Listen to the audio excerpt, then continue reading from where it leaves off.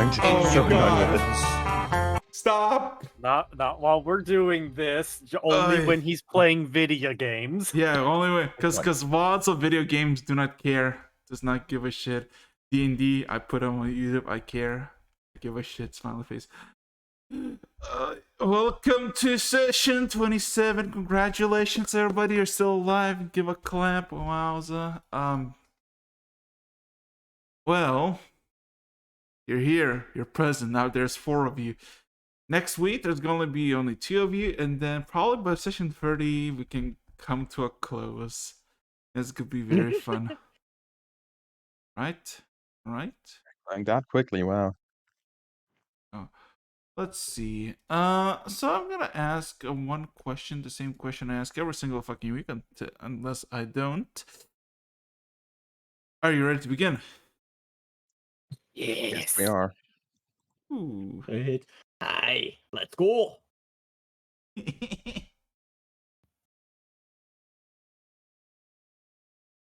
know what? Let's see. So, last we left off. Well, Farron received a new form, some goodies, and had a bit of a confrontation with Nathan that turned into a bit of a word scuffle, but also attract the crowd of worshippers to you. Seeing the commotion, Dagger of all people decided to stand or make a declaration of stance, if you will, and because of something somewhere, a magical portal appeared next to him with the thing that he craves, the thing that he desires, but he basically rejected it. As the party decides split in 2, Britt made a declaration, somewhat of a blessing, somewhat of a, a call. And the call got answered as Britt and the child, Laura, has been basically vanished. As the party has split in 2 ways. Nathan with Arthur, Elena, and Nora going to the city of Halash to pursue one of the boxes, while Chadwick and Farron, being incredibly fast and incredibly strong at this point, will go to, they'll go to Boulder Splitter so they can acquire the boxes faster. My good people, a coin flip, if you will. A D2 by one of you, 3 individuals, as you need to decide by fate who's gonna be the first. I was about to say, why not 4, but Brett is currently occupied. yeah, Britt is still absent. How about we have the party leader roll it?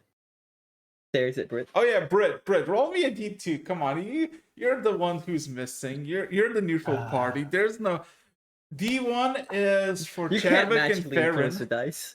And then a D2 is Nathan, and then we can decide perspectives.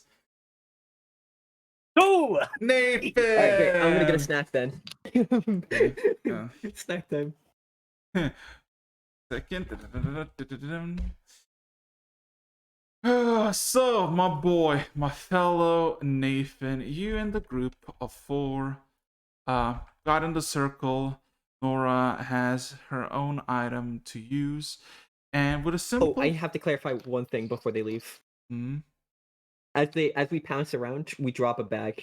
Inside, you'll find all the actual gold. That's it. Okay. So,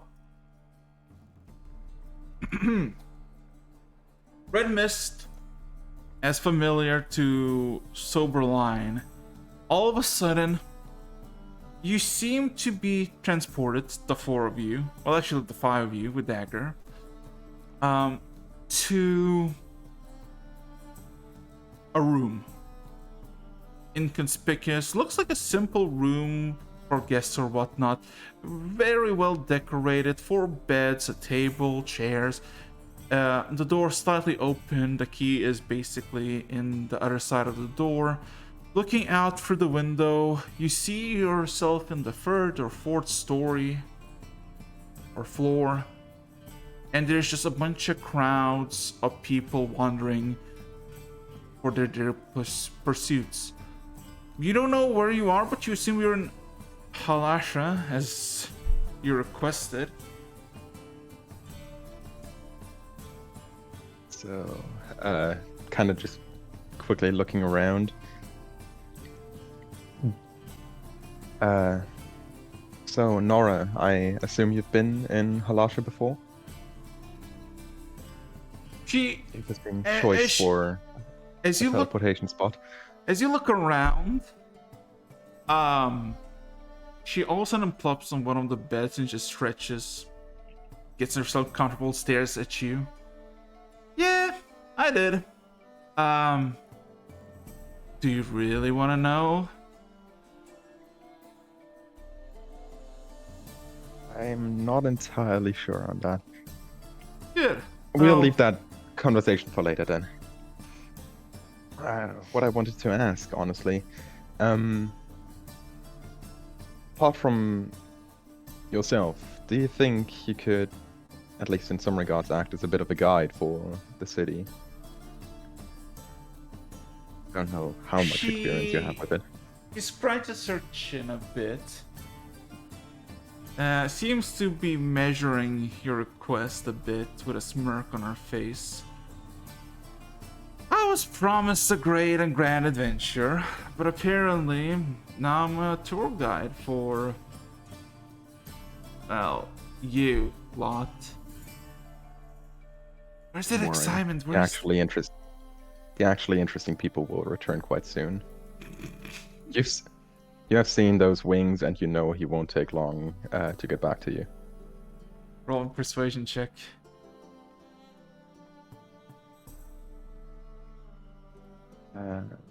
Persuasion. Gonna make sure I can get everybody's Mediocre. icons on because it's okay, so Off to a great start. Nathan. Let's see. We got several people. Very cool. And there you go. There you go. There you go. Persuasion. Wait, where did you roll? Oh yeah, there it is. Let's roll on. Man.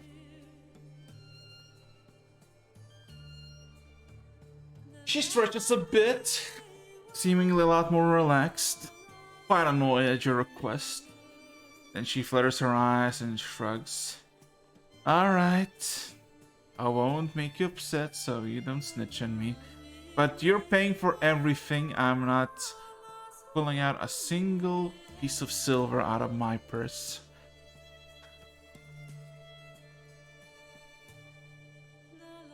That can be arranged. So, what do you want to go with? What she see? She kind of gives this like wave across the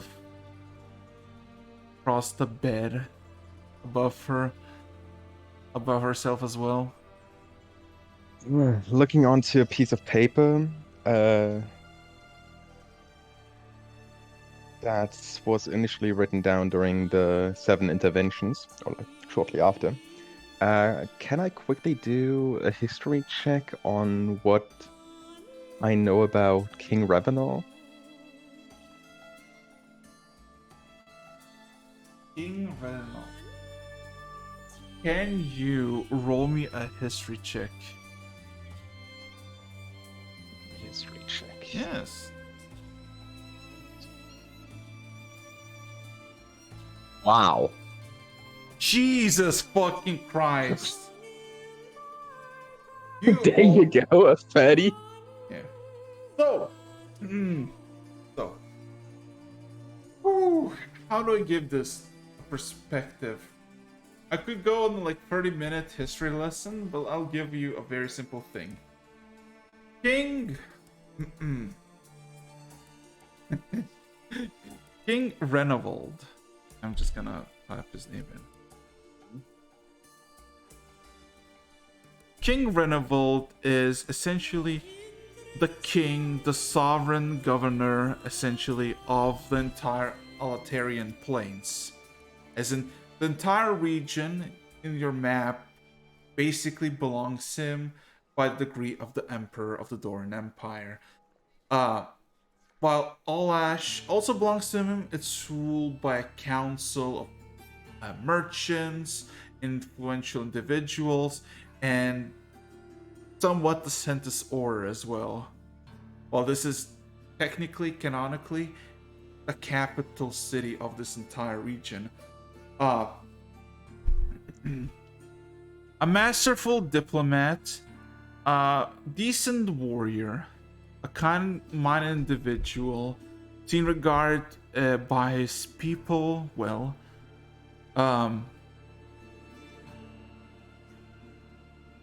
Had some, you could say, unpleasant rumors spread about him, mainly about his potential affairs of cheating with some mistress, apparently a noblish woman.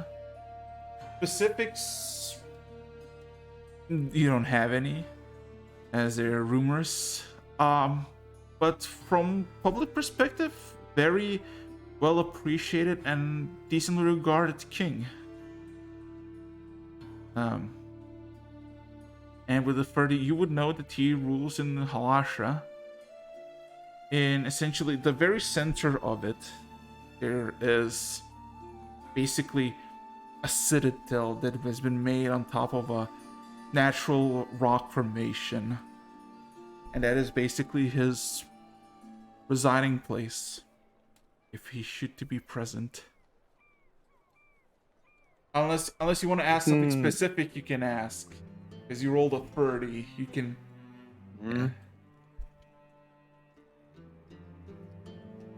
Are there any documentations that I would have seen about successful heists where people have stolen things from the king?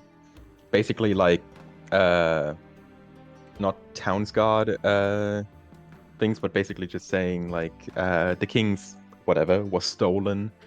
A bounty set out for whoever recovers it and brings back the guy who tried to steal it. You have never heard, like, you heard tales of kings getting robbed, definitely. But this particular king, and he is in his 30s, 34, because, man, I want to be, like, vague, but then it's like, yeah, just look at the first. No, he's 34, right? He is in his prime, and nobody really has stole from him, and probably if they have stolen from him, it was basically everything been hush hush. But there is nothing public that has been, that someone stole from him. And then there was a bounty for it. Nathan just kind of looks at the piece of paper and realizes this is the kind of situation where he would actually like Brit to be here. Well, fuck. Boo-doo-doo. We're sorry. The number you're trying to reach has been disconnected momentarily. Okay. Please go back and try again later.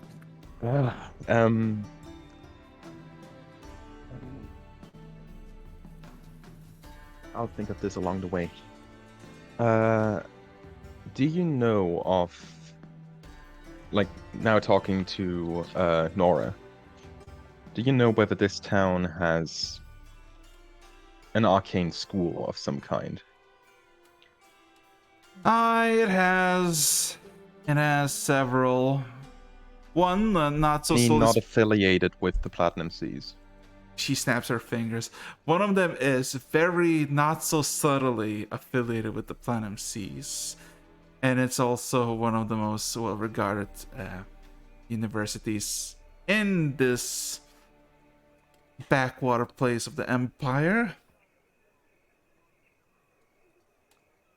She kind of leans out of her bed, closer to you a bit, still on the bed.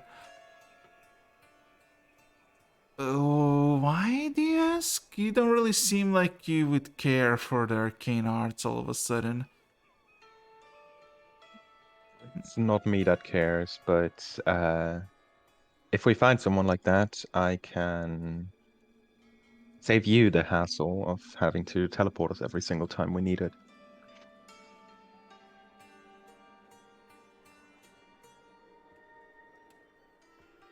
She looks a bit confused by your statement, meaning what? You gonna go hire yourself a wizard? Have you tired of me so quickly? No, I don't. We wouldn't need to hire a wizard. Uh, we already know someone and just need to do them a favor. And I need someone to help with that.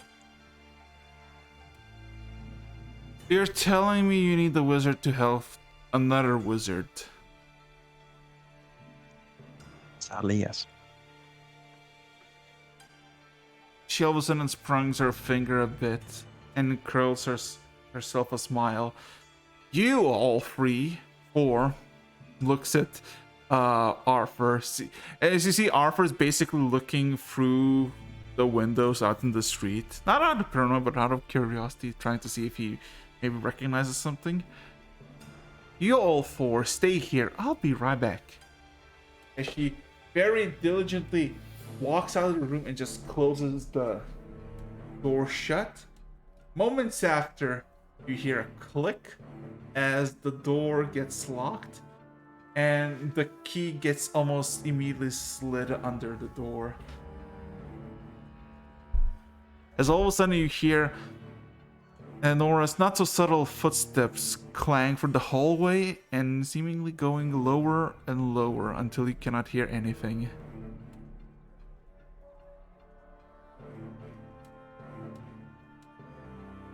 Elena looks displeased about this and just kind of takes a seat and just sits.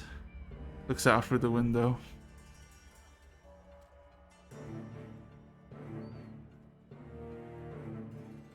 What are you gonna do, Nathan? Might as well try to get a look as well. Like, what the fuck are we, like, in the city? I know I don't have a map per se, but Perception, if you will. And you can roll me an intelligence check as well, I guess.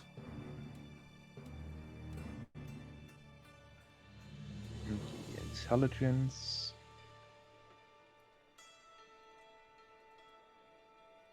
Ouch. Oh, looking at it, you seem to be, by seeing where the sun is, you assume you're somewhere southwest of the city, maybe. You can see, you don't really see far. Like you see streets of cobblestone and similar sized buildings. No like a sensation of like something out of the ordinary or unique about the street that you're in. It looks like living quarters, like, or region. Basically see everybody milling about, people going to work, children playing in the streets, several beggars on the corners asking for alms. And then about 20 seconds in, you see in the street a familiar dragonborn basically going down the street that you're observing, passes 3 houses and just takes an immediate left. It definitely does look like she knows where she's going. Yes. Okay. So, how long you're gonna just stay in quiet, just observe and do nothing? Given that this is a decent moment for now, I was given a ring that I still haven't attuned to. Hmm. I'm not entirely sure whether this time will suffice, but a certain divination ring that I was given, might as well attune to it to pass the time. Wait. Which one? The Diamond one. divination ring is all Oh. that I got on it. Yes, yeah. Just making sure, just double checking. Okay. Somewhere, as you kind of just wait and pass the time, At least that you're kept nicely. Um, my boys, Chadwick, Baron, are you present? Yes. Yeah, give me a second. I just need to change the music real quick. Time for zoomies. There you go. Time for zoomies. Yep. Time for zoomies. Okay. There you go. So, I would say to roll yourselves a d10, but sadly, nothing really would matter. You're going That's either really good or bad.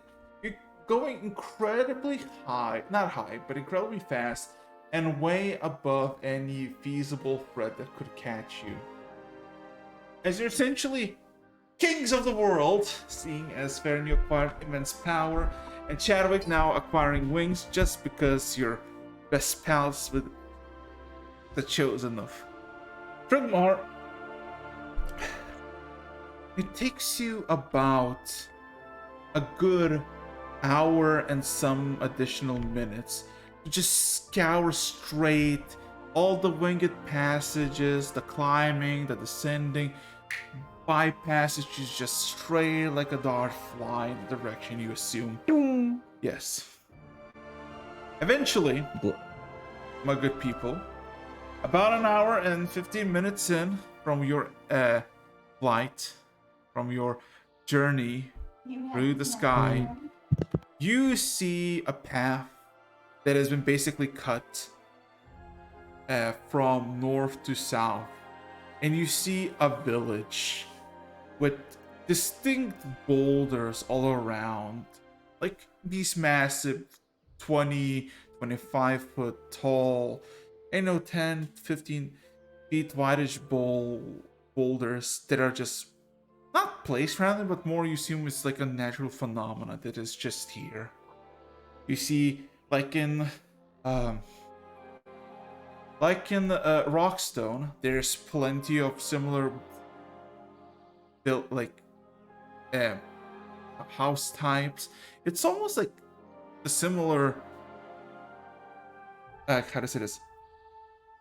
It's similarly built. This whole zone, like almost like not fully one-to-one, but you basically see the roads, the way the specific buildings are placed from above. That it's basically almost like kind of copy and pasted. But yeah, you basically, I guess, fly from above, and below you, you're at your destination of Boulder Splitter. What'd you like to do?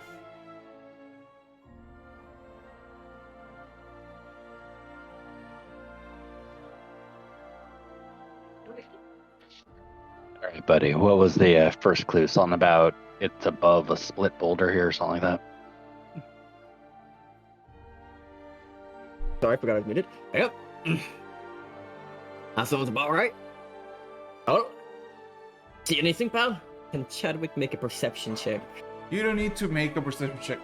You look around. There's about 40 boulders. They're very distinct, quite widely placed, every few dozen feet from each other. Not like in a circle or anything, just across everywhere. But you see, none of them are split.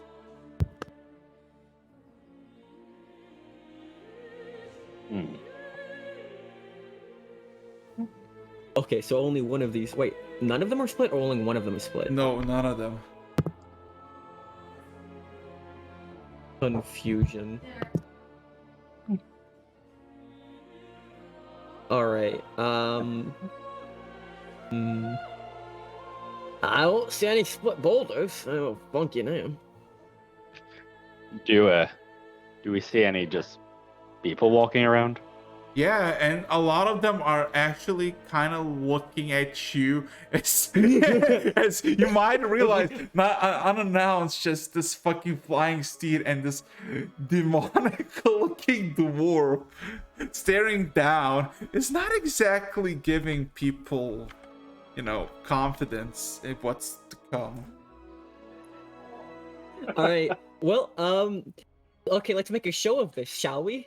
Can we like circle around Boulder Splitter, one around, and then like land down in the center? Roll me intimidation check. Wait, this wasn't meant to be intimidation. Shit! So, It was meant to be performance. I'm making it look fancy. yeah, let the sky rain and fire a little bit as we descend. It's gonna make it extra special. Okay. On intimidation? Intimidation. You can do Yeah, one intimidation. moment. I would. Oh my god. This was not my intention. I don't know. I forget how scary I look. If they're gonna be intimidated by me, I guess that I can't argue with it. It. Oh, I have this. Alright, Would here, that be at advantage or? Oh my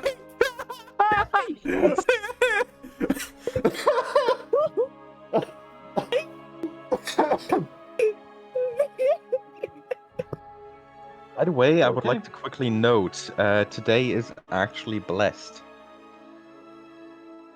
What do you mean with us? Yeah. Your streaming day. Oh yeah, 777.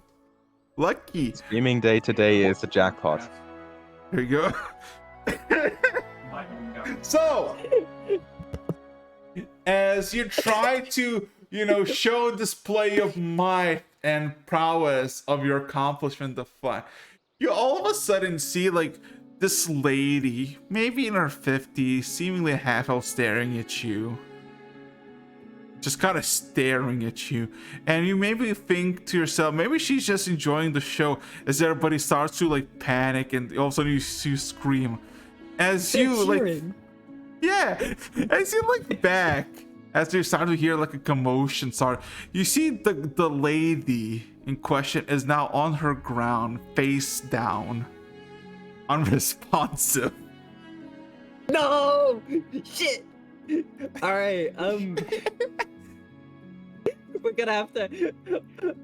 Is it obvious she just had a heart attack and died? I would say might be quite obvious. Perfect. Alright, we're gonna stoop down. And I'm going to cast Revivify. Shit. You're gonna cast her away. How long does it take? I don't think it's a long casting for the spell itself. I think it's just one the action. material. It should be used in Yeah, combat, yeah. so it should be just one action. You can you roll me a performance with disadvantage? Chadwick, can you make this a flat roll?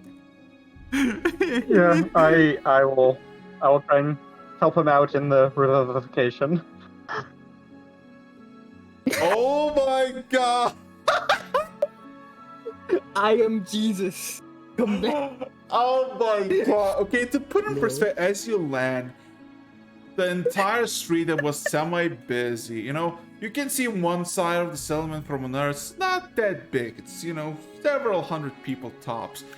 Everybody scattered into their homes, into whatever, out of sight, out of shadow. As you descend, you look around and you can see people quivering and shivering in fear as they do not know what's coming next. As you look upon the lady, she's relatively old, and you basically see her gaze is kind of fixated in one spot as you seem to be reaching for her chest, but basically now stiff as a statue. You extend your hands to basically plead forgiveness, almost like you don't know if this is you as a storyteller living out a tale that is just blanking out on a name. You call upon the heavens for redemption, and almost as you look up, there is this brilliant red light gleams down as the diamond that you possess gets destroyed, and you basically in your hands of the diamond, the whole diamond shards become shards of what seems to be draconic scales as it starts to fall down like rose petals on this lady. One by one, they land and submerge into her, and then you hear this. Eyes now. Uh, The champion of true. the people who were in fear are now mesmerized by your performance. As Chadwick, you literally just see this red glow around Dorn that seems to be just from the sky, slowly subsides and vanishes.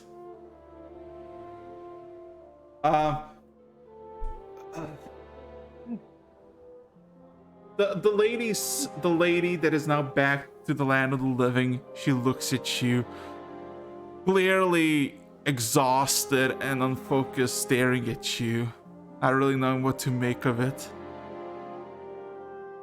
As one by one, people out of the buildings, out of the shadows, start to slink into the open around you. Darren, you have the stage. What would you like to do? You got everyone's attention. Everyone's with a capital E.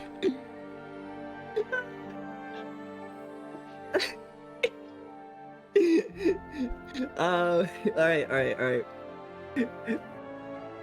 At this point, I like Chadwick like rises up from the ground a bit if you're willing to cooperate with this show, Chadwick. I'll stand up and spread out my wings even.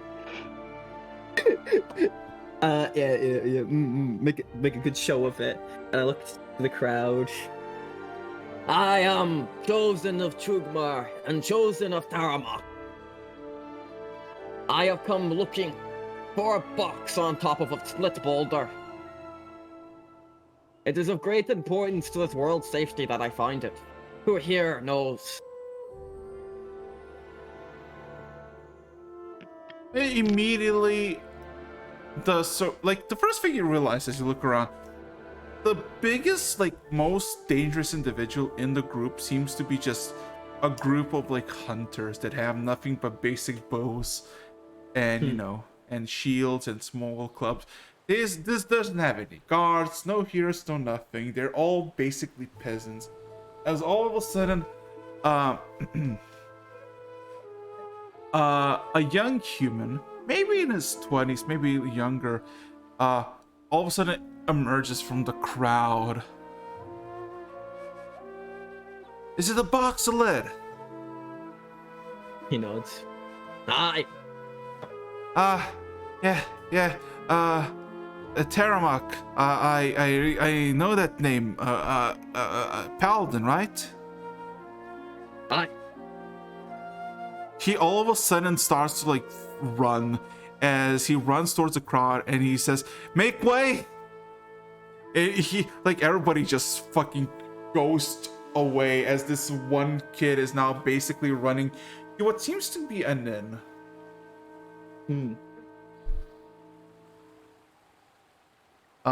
Yeah.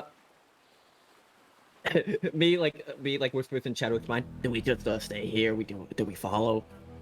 That's your call. Basically, the kid just kind of runs off. Actually, yeah. Okay, if that's the call, then I Chadwick, can you follow and do it the most dramatic walk ever? I'm gonna help you, give you advantage on the check.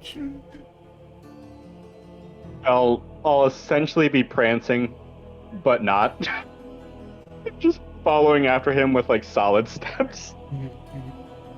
Okay. Can you? And actually, let me see. I automatically pass it. So, can you roll with advantage on performance +5? Historian. Nah. Jesus fucking Christ. Not a god acts like a god, literally, Farron. It's up to be a with You had a performance +5. +5. Yeah. Wait, no, 20, Yeah, 20. people step aside, you not say anything, but you basically got everybody hearts and minds as you basically exit from the center, the circle that has been surrounded. You basically see that the elven lady is now basically surrounded by people, essentially getting her on her feet and basically asking all bunch of stuff. Yeah, the kid runs into the inn with as much fury and haste as he can, and you follow it. The door is not high enough for Chadwick, unless you wanna, squat down a bit. We can wait outside, dramatically waiting. So, several seconds pass, but because it's so deathly quiet from the inside, you basically hear several crashes as if almost like several shelves are being pushed and crashing with all items. All of a sudden, this kid comes out with a simple lead box. Similar as like it's about like 1/2 feet long and about 3 inches wide. It's like the smallest box you received. As he kind of almost presents it kneeling down, his head towards the ground, not looking at you. I'll kneel down and take it from his hand. You've done well, my son. The gods, they smile upon you. Thank you. He just boxed his head. Yeah. Araxis, can I do a very, since I'm a divine smith now, can I do a very minor quick enchantment? No. No, it's super small. It's not on the person, it's on an object. No. I want to give. There is no smithing that can be done. I just want to listen. I just want to hear what he wants to do. I want to make a one-time use sending stone. No. Oh man! All right, another time. I'll prep that for future ventures. Yeah. No. I just nod in approval. And we're off to the next spot again. Where are you going? Alright, let me get the map back up. We are going down to... I think it's Overhusk, right? Or is it Tet? Overhusk. Oh, it's Tet, think- isn't it? The next closest? Yeah. You're going. So I don't have the one with circles on my... but I guess we'll know, Tet. You're going to Ted. Okay. You fly, Okay. you book it. Book it. We are Book. shooting star. I would like you to roll me a d10. Oh no, something can't... Alright, Chadwick, you can roll this. Listen.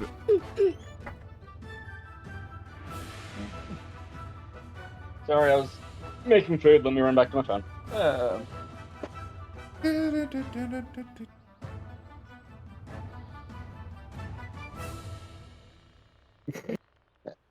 Cool. Okay. So as basically the slide shifts, Brit. Yes. Out of your confrontation somewhere in the archipelago, you manifest with a twirl onto the ground as if getting shoved by the wind itself.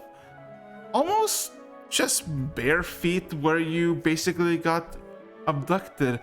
Now different, but back where you are familiar. Bad things about it though is that you don't see your companions anywhere, nor you really don't know how much time has passed. You're basically outside. You're basically outside Rockstone. You still see it in the vicinity behind you. So. Okay. Going to think about. Say, Well, this is going to be interesting. I'm going to use my sending stone, and Farron's going to get a few sendings here. Oh God.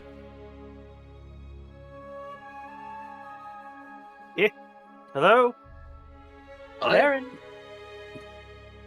It's Britt. What? Are you done yet? Appears so, but where are you guys? From Name's done it. from So, Theron, yours perspective, it's been about 10 minutes since you basically left. What's his name? It's been 10 minutes since you left. Boulder Splitter. Yep. Boulder Splitter. Yeah. We just left Boulder Splitter. Nathan's down at Halash. All right. Saying like it's one fucking town over. Yes, it is one town over. It's like, okay. Get Chadwick, in contact with, our Dragonborn friend. I will meet you guys there at, well, where you guys are. You guys went to the next town over. We're at the The moving the buffer. tent. If you're going anywhere, head there. Actually, wait. He waits for a second. He thinks. Question. Assuming she survived, and Farron's going to assume, out of his faith in Brit, that he's passed the trial without trouble. That is it out of reach to say that he assumes that she's got flying powers now? You know, from the Dragon God. Or is that I completely feel insane? because you have high enough perception and you dealt a lot with the lore of it. It would be a very obvious question to ask. It's like going to Disneyland and asking if you got the mouse ears. You know, it's kind of obvious to ask. You hear kind of a stutter. Can you fly now? They fly now. They fly now. Literally. Among other things, yes. Alright, let's head She's straight to stretching? Ashland. What? He kind of says, almost dismissively, best head to Halashland. Name's gonna be waiting for you. Yes, but I'd rather her be, Let me rephrase this, Brett. Right now, you're the only... If we're split in two right now, and one party has a divine creature and the other one doesn't, if you finish your trial, they need you more than I do. I'll let them know ahead of time. But they Alright. need you. I'm going. It's like, all right. Well, good to know you guys are keeping out of trouble. There's a sweat on Farron's brow as he remembers accidentally giving a girl a heart attack like not 30 minutes ago. Yeah. Right. All right. Let me know if I'm going to get teleported instead. I'll start making my way over there, anyways. Alright. Jeez. I sending the bard. And Brett's done with her trial. She'll be coming by. If you can teleport her, do so. If not, she'll fly. Nathan, That's it. Nathan, you've been stuck in the same fucking room for like 2 hours. Arthur is basically was like first like kind of skittish about this, you know, doesn't know what to do. Now he's basically moved the entire table by a bed. He's chilling on the bed and seems to be cleaning his weapon basically bit by bit as he disassembled it and just slowly cleaning it. Inca doesn't seem to care about Helena, at least. Doesn't seem to care about it at all. She's still in the same spot, looking over the window. I don't know what you're doing, Nathan, but it's been almost 2 hours. Ethan is regretting putting trust in Nora. But this is turning into the horrible situation of she could be back at any minute.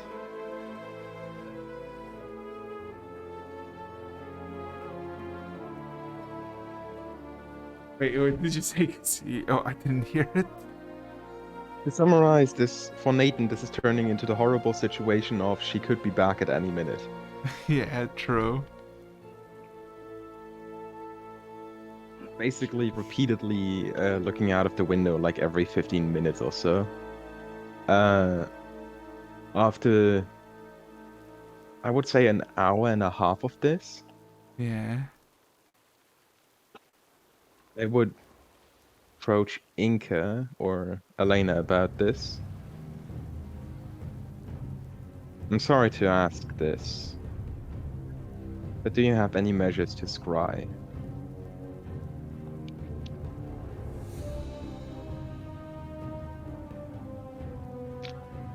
She eyes you up and down. And almost in her eyes, you kind of just die a little. Her. Yeah, I'm pretty sure I'm dying all the way in her eyes, like I did yesterday. Yeah. Like, fucking earlier today. She gives a simple sigh and just goes, I know where she is. Be patient. Very well. Guess I'm following off his example. The weapon doesn't need to be sharpened, given that I'm pretty sure adamantine doesn't ever get blunt. You start to sharpen something, the fucking sharpening No, stone just cuts no, in half. no.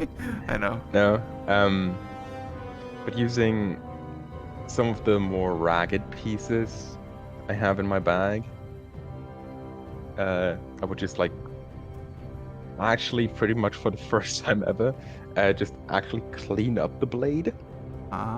Because like, there's still a good bit of grime on there, from the last few fights. Can you roll me a wisdom saving, bro? Why am I doing that? Why am I doing this?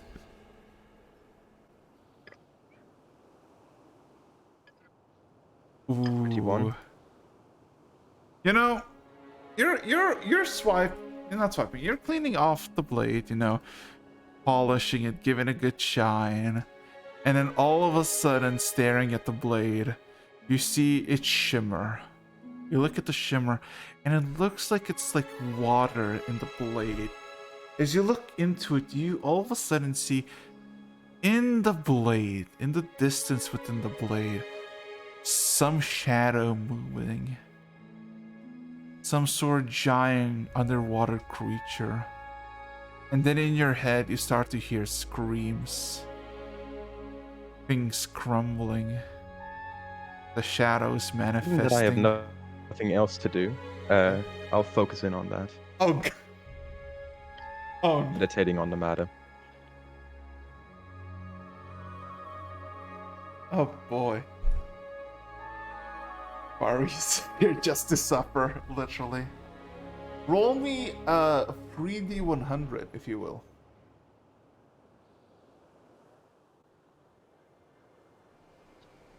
Oh.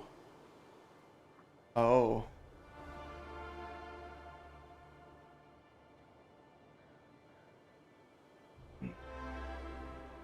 In your perspective, all of a sudden, as you look upon the blade, you blink, and all of a sudden you see yourself submerged. Somewhere warm, familiar waters, but it is not your body, it is not your mind, you're just an occupant of it. It is one of your kind, a younger individual, maybe 5-6 years younger, has lovable parents, one's capable of mastering the arcane, the other a cleric, yourself a wannabe scholar, and ambitions to see the stars. That ambition fails almost immediately as something shakes. The warm waters become cold as all of a sudden, in the murky black waters, creatures of stars, the ones that you wish to see, slowly but surely creep up your paralyzed body. Not as fish, but as wind without any force, as they creep up into your body and consume you whole. You try to scream, but you cannot.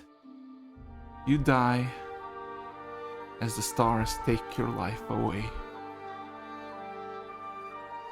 And you blink back, and you're back at your blade. The blade is no longer shimmering.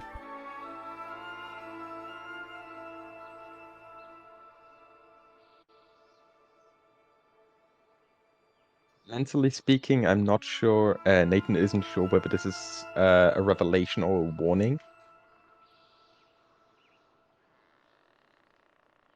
I will keep that in mind for later, mentally taking notes on this. And with this process done, I'll head back to focusing on something else. It has been quite a back pain, so for basically the only time, unless I'm asleep, I'm taking off the media and just putting it in my lap. As soon as you calm down and rest, all of a sudden Helena whistles, as in to get your attention, and then immediately gives a hand nod towards the window. I'll put the media aside for a second and just get up.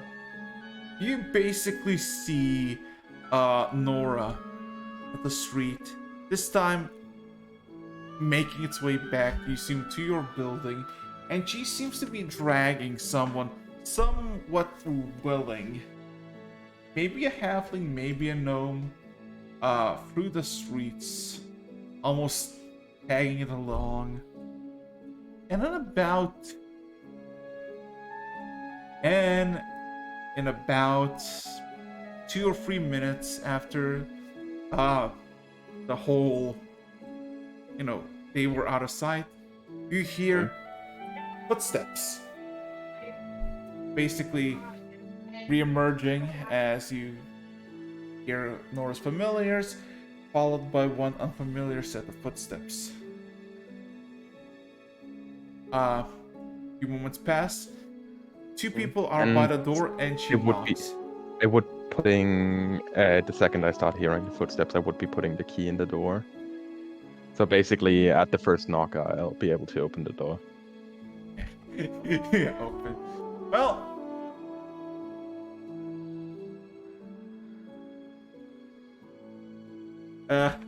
the first thing you see is, of course, Nora, all of a sudden almost scared to death, as she immediately just kind of jumps at you, opening the door immediately. Why did you? Okay, okay. Points it. She immediately points to you. Never do that again. You do that again, I'll scorch your soul alive. Anyway, this is Rot. She immediately grabs by the 2 halfling shoulders and pushes this little fella in front of you. It is about 3.5 foot tall halfling, well dressed, well groomed, maybe in his 40s, 50s by the looks. Clearly doesn't want to be here. Clearly doesn't want to do anything. But nevertheless, he is here, as he scoffs at this meager presentation and says, "Yes, I am in fact Rot. No, this is not my name. This is my nickname. I heard you need wizard services, and I volunteered." The volunteering part in his sentence is extremely ironic. It's very sarcastic, yeah.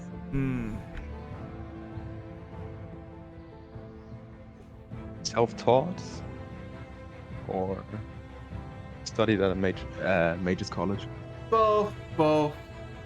Wanna be Platinum C's sorcerer, got kicked out. The second he says Platinum C's, my eyes dart to Nora. Nora's eyes dart back at you and dart back to him. Listen. Okay. Turning my head back to him. Yeah, as he is going, yeah, wanted to be a sorcerer with Vazzius, got kicked out, then my little brother got in, he got murdered, and never been in good terms with them anymore. Got good at conjuration magic on my own, and some illusion magic to distract, and take what you need for research purposes.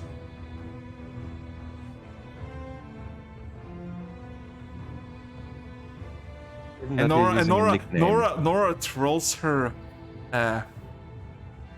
Nora twirls her fingers around the shoulders and just kind of pushes Rod inside. There you go, one rogue wizard at your disposal. As she walks in and closes this door, and almost with a additional thud locks the door. Rod, so that all of us are inside, or that you're she's all inside. outside? No, you're all inside. Okay. And Rod basically composes himself and just looks around the room, looks at Arthur and the gun, looks back at you, Nathan. Are you like in a gang?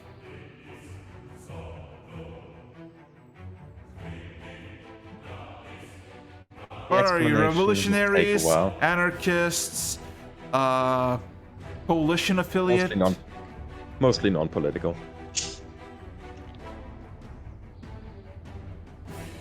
He kind of extends his hands in front of you, like kind of questioning. So what am I doing here? Like he is looking for someone to answer his questions now.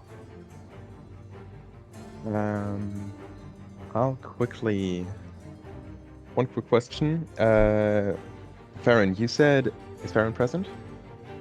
No. Fuck. Oh, are you talking Farron? about me? No. Yeah. In voice chat present. Yeah, okay. I need to ask you a question. You said you dropped off the bag with the money, right? Yeah, I dropped off a bag with money. All the money, like 1,000 gold, basically. Does it also include some of the raw gems you guys found? It does not. Fuck. In that case, that idea is out of the window. Nathan rummages a bit through his bag. I've been told to get someone proficient in the arcane arts. And rummaging through the bag, just like that, I'm going to drag out a spell scroll. As soon as you drag out the spell scroll, Rod immediately takes it out of your hands and just opens up and just starts looking at him. And there's a whistle sound. I do not know the details of the spell, whether it's possible, whether it requires sacrifices or payments. Nora! Just know it needs to be cast. He bells out, Nora, I didn't thought we're doing a prison break. You should have said it at the beginning. Nora goes, a what? Looks at you, Nathan, with questions. Nathan has a very slight smug look on his face. In Nora's eyes, Nathan, you became elevated slightly. Wow, I never thought you had in something like that in you. Good for you. Anyway, prison break. What are we doing? Rod Rod is basically looking over several lines, seemingly like reading, putting his thumb over it several times. Okay, so who's paying me?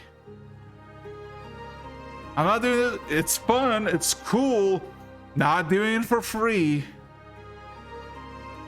Do you request? 210 gold pieces.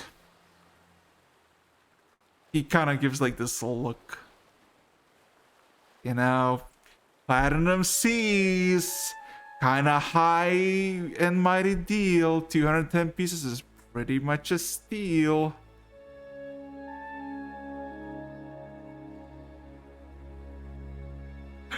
Trying to remember where I got that ring from. Immediately, Nora looks at you, Nathan, with a look of, when I said I'm not giving you money, I meant it. I am aware. I'm aware.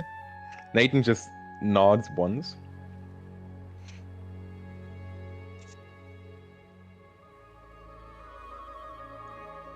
Money up front. I'm not taking any checks, IOUs, some currency from other planes, or some pact that has definitely been written by a demonic lord or elemental entity, yada yada yada. Gold, pure. But what about very old friends? 210, you said, right? He nods.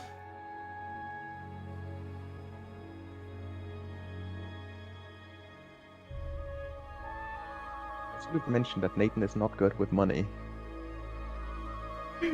Increase his palms to 20. No. That's 160 out of the bag and 50 from me. I'm paying up front with my entire personal savings and 150 out of the bag, leaving behind a note. I will pay you guys back. Okay. Well, he counts the money extremely diligently, and as soon as like the 210 is counted, his face of like this, like somewhat interested into the job, but also very much clearly can just pop out of the room and just not give a shit. He also becomes extremely invested, as if he knew you for years, Nathan. As he goes, buddy, pal, I'll get right on it. Give me an hour and a half and I'll have this buddy out of the claws of those bluish little bastards. Anyway, free consultation on my expertise if you wish, until I, you know, as he all of a sudden puts the piece of paper out of the like on the floor and grabs several pieces of chalk, some gemstones, some quartz, some ashes, and he like pulls like a bunch of stuff on the ground. He's basically maintaining his eye contact with you just with a smile.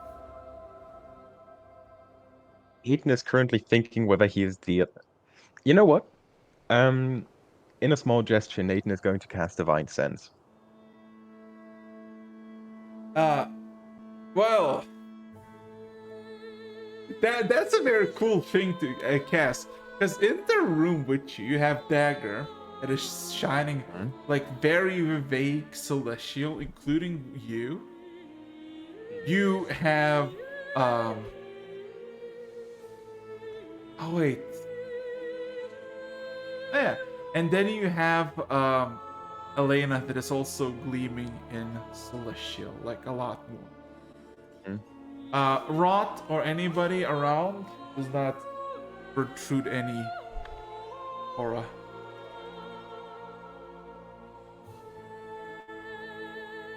Like, absolutely nothing?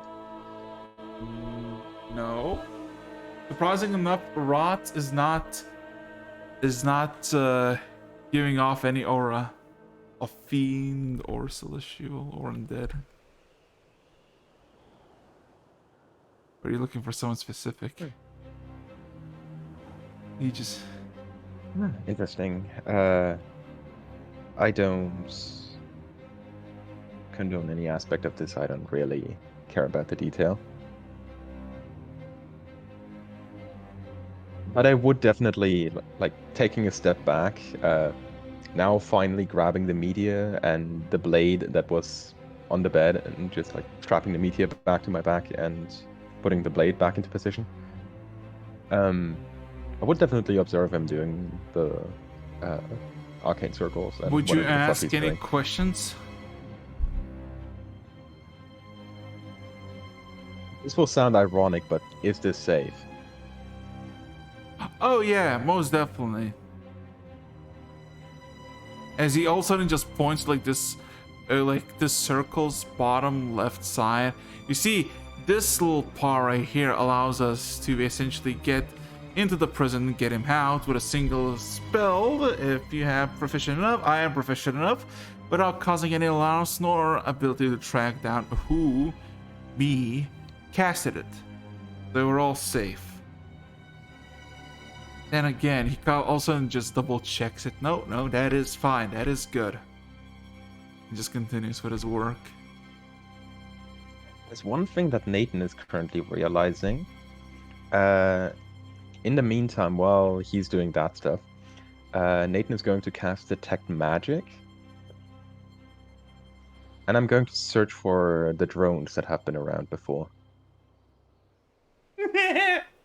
There are in total of 4 drones chilling in the room with you. They're all like, you can sense their magic auras, and they're literally just orb shaped.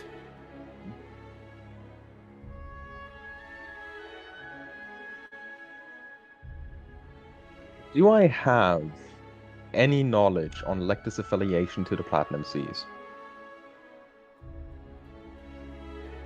Roll me a history As Nathan check. is currently slightly panicking. Since I won't shut up about the members of the archipelago, advantage. No, Okay. because he's panicking. That would not at disadvantage to begin Yeah. Even check. We'll call it. with. Yeah. Shalom. Peace. Oh, 20. Oh God. So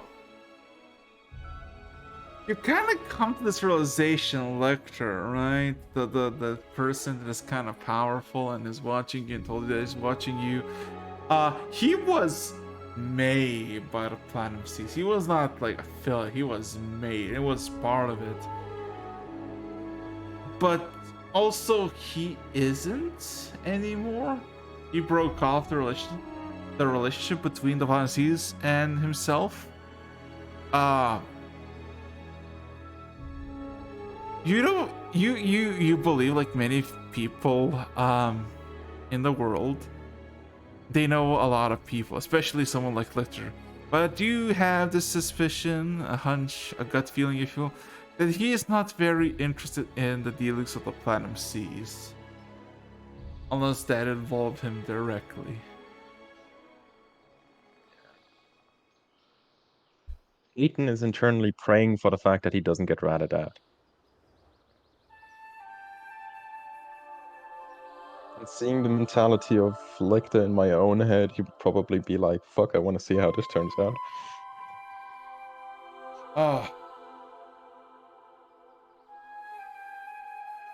Yeah, Nathan is just sitting on the bed watching, still with like a drop of sweat in his neck, about the fact that he is literally being watched planning a prison break.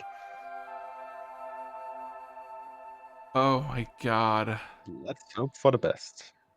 Oh boy.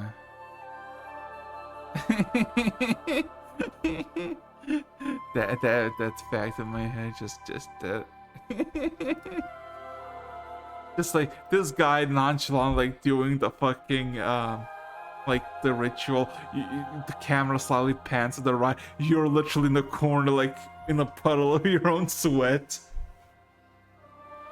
Okay. Chadwick Farron, can I get your attention, please? Yes. Thank you, thank you. And I What was think up, buddy? I think you told Brett to head towards, man. A lot. Oh, oh God. Luckily, Brit is now really fast. So that'll be like a. She's fast, but she's not that fast. Question. Actually, yeah. What is? Go on. Yeah. Question for Brett. Are you just gonna try to make towards Halash? Pretty much. Speed's 280, right? Speed is 180. 180. Fuck. Yes. You said 2. I said 1. Okay. I remember exactly how many. Still fast. Yes, still fast as fuck, boy. Can you roll me an intelligence check? Okay, let me see here. Oh God, what did I do? Where is it? That's.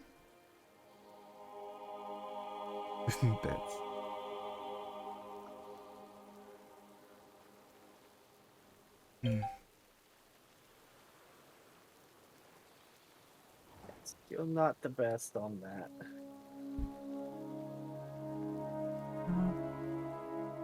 Okay, let's see how this is gonna go.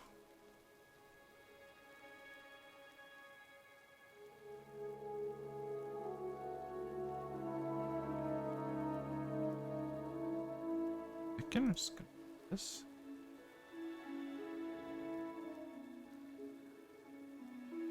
And do this and do that. Okay, how much did you roll? Yeah, still pretty poopy. Well. Well. You don't know how long you will need to fly to reach Shalash. Because it's not exactly tested your limits on how long it'll take. Well, I mean, you better can late begin. than ever. Or better now than Okay, never. I guess you then fly. Just fly. Oh god. Now there's like, I feel like a fucking airport like tower conductor. Everybody can, in like 20 sessions, everybody will know how to fly by some fucking reason. I'll just be like, okay, so you're there. Quickly switch course, you're gonna cross each other. Shit, you Alright, so. Mm. But if I dash, that's pretty good too. That'll be 360. Yeah, main thing about it, exhaustion is a thing. I don't have to worry until exhaustion point 2. That is a perfect Farron mindset. People are joining on the mine Farron remind mindset. you. Okay. Does anybody want to make math how much is 360 feet per 6 seconds is? That is 60 feet per second. 40 miles per hour or 65 kilometers an hour. Yeah. You also have a kid. Like a And I also have a strength of 7 as well, so she ain't going nowhere. I don't think she's worried modifier about you 7. dropping the child. I think she's worried about the whiplash. If you wield a shield, use it effectively as a windshield. Exactly. Oh, okay. You're just gonna kill her with G-force. It's Luckily, it's 40 not that miles an fast. hour. It's not that fast. I'm going average speed limit in a almost. Why should Only thing you need to worry about is not having a windshield, which I will go grab her goggles later on. You know what's the best part? I just fucking imagine like you're a suburban mom now, like, actually I got just superhero, like. I mean, strength of 24 so far, so you know. Oh, it's fine. So, fly, my pretty fly. By the way, let's see. Oh my god. Can you roll me 3d10s, Britt? Because you're just gonna be flying. I have to ask something real quick. How fast does one accelerate when just like flying by divine force? I'm sure she'll gauge it for safety reasons. If anyone's paranoid about the Yes. child's safety, it's Brit. Yes, because if we assume like instant acceleration, which I put at 0.01 seconds of speed acceleration, so basically instantly accelerating, we're talking about 18.4 Gs. We'll do a slow startup. I'll only do that if I'm actually do it. If I don't have any. Okay. Mind you. I recommend mind 5 you. to 15, which is a lot more comfortable at 0.37 Gs. Yeah. Can I just beyond tell? normal weight. Can you make this calculation, Nathan? While I'm gonna basically tell what's happening is Doran could have done a quarter mile, 1,200 feet in 6 seconds. How much cheese can he pull? Never. Just run these things in the back. Well, Sorry, I'm wait. also. Well, let's see. I'm also flying. Probably, I could probably see the main road right now if I'm Yeah, going that way. Just follow the main road. Also, Just a Yes. second. I'm pulling up uh, the Dorn character sheet to look back at his flight speed. One moment. Oh my god! Also, I would ju- I would like okay, to inform you, I really do not recommend you should take sharp angle turns. They get into the hundreds of G's easily. Oh my god! Just a Straight 90 lines only, mate. just a 180. Anyway. Perfect 90 degrees angle, yes. You know No, what's I only get you with know the crazy what's G-forces when I'm not. you know what's carrying hilarious though? For both Britt and Chadwick and Farron, it starts to fucking rain. It fucking pours, fellas. It The elemental's rains. mad. Okay. But besides that, Chadwick, Farron. You realize as you Right. basically escape, south through the Emperor's Road, you realize that the whole area becomes incredibly mountainous, like mountainous hills overgrown, probably over decades or centuries of moss, and just a lot of like mountainous terrain. You see several paths that have been made by people wandering or living here. Several huts in the area. A bigger settlement that you assume is Overhusk, but you basically pass that as well. And about 3 hours in, you assume as you go to another settlement, like a larger settlement, you assume that is Tet. By looking at your map, seeing that there's like one road that leads to just a dead end, and by that dead end there is, Tet, which is a small little village, maybe a mining settlement, you could say, as there is several miles away to the southwest this small mountain range of several hundred feet tall mountains. But yeah, how are you gonna go? How are you gonna do this time? How are you gonna implement your tactics, man?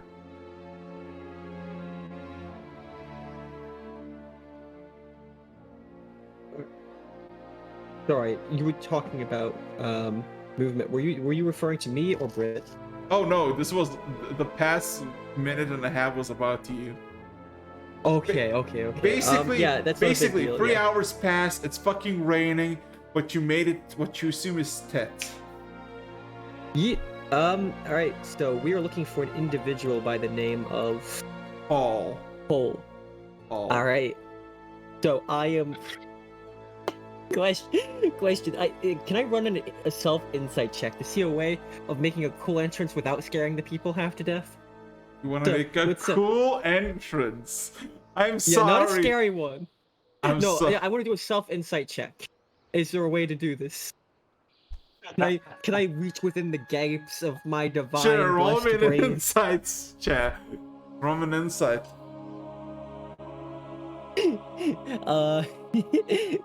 Alright. 16. 16. You probably assume circling around the village for about a minute on your fiery steed to get everybody's Mhm. attention is not really a good idea. Maybe descending I and just see, I see. approaching like a Chad into the village, declaring your Chad intent. Alright, yeah, chat activation now. Alright, I relay this to Chadwick, the professional Chad in the party. Alright, this time, instead of scaring them by going circles, alright, my bad. We walk up and just look cool. Just look cool. Just smile and wave, boys. Just smile and wave. And with that, I will land about 500 feet outside of town, and then just strut into town with my wings out. Alright, I'm gonna, can we both do performance checks? And since style is very important, you know, if we want to do this quickly, I'm gonna cast Enhanced Ability, upcast it on. Well, actually, I don't even have to upcast it. Just Enhanced Ability on myself, and he gets it as well. So, roll your performance with advantage, Chadwick. Oh, yeah, let's see how it goes. Alright, I got a 26 on my end. And he has 17. 17. These rolls are so ridiculous. Well, I mean, I'm a centaur. You are a flaming dwarf. There's a level here. Okay, so, well,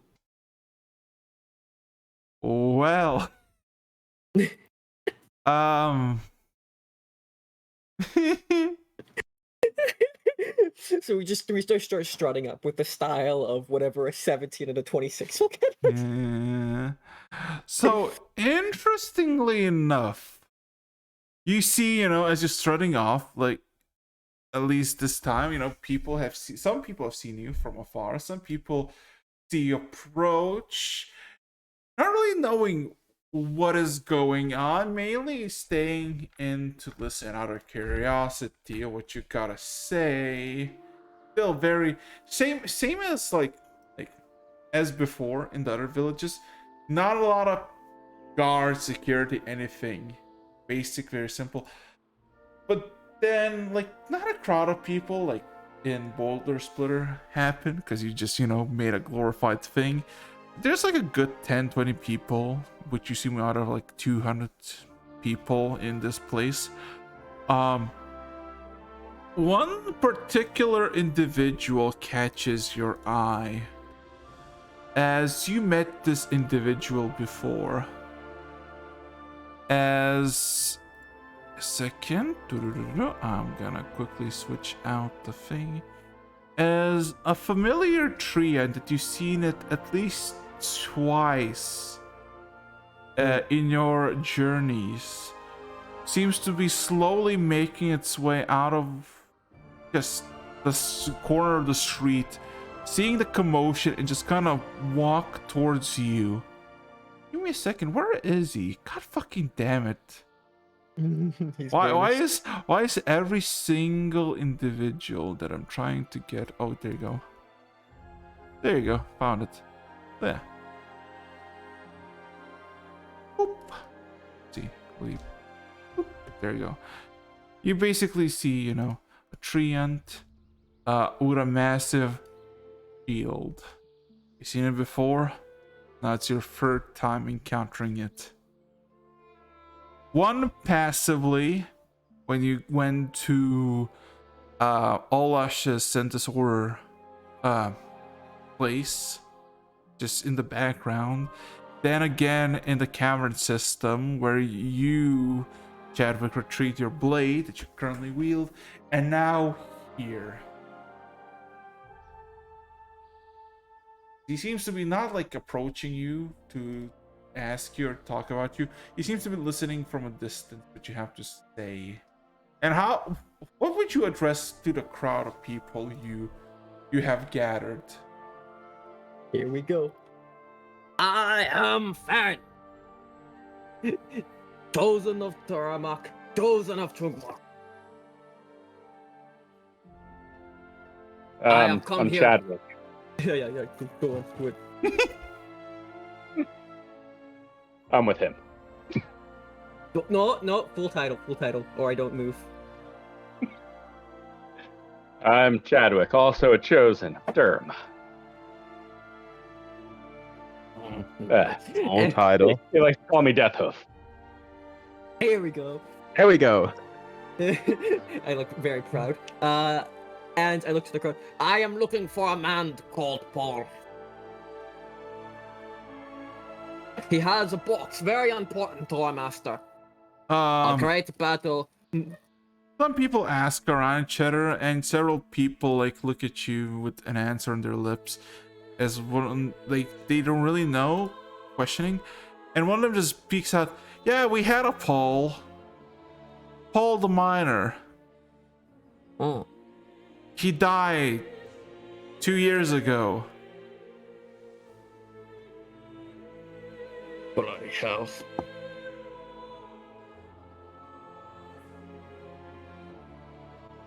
Alright, one moment, I need to check something.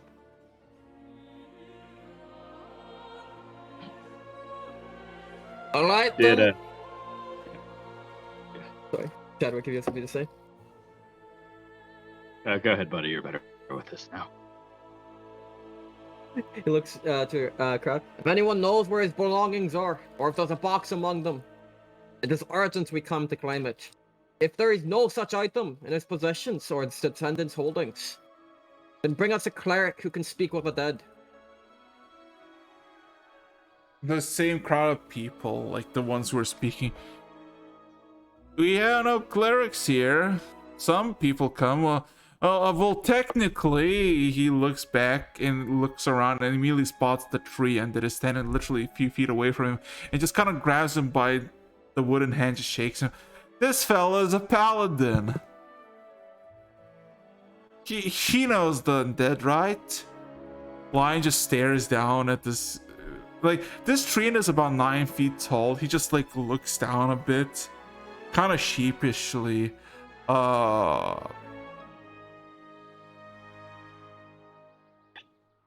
He shrugs slowly. Yeah, he is a pal. He knows stuff about undead. And you know, as this like awkward conversation continues, more and more people just kind of leave to do their own stuff. Well, the guy who's like announcing he knows stuff like that, I point to that guy. Yo, get his belongings, or any boxes among them to be precise. Tell me what you find. I'll talk to the tree. Okay. Now, as you basically the last two people who leave are the guy who you commanded and his like buddy, both humans in their 50s, and one goes, "Where the fuck is all stuff anyway? I don't fucking know, man." You better find it. Oh, Jesus. As he does a small glare out as they walk away, and then looks back at the tree. Hey, laddie, no what?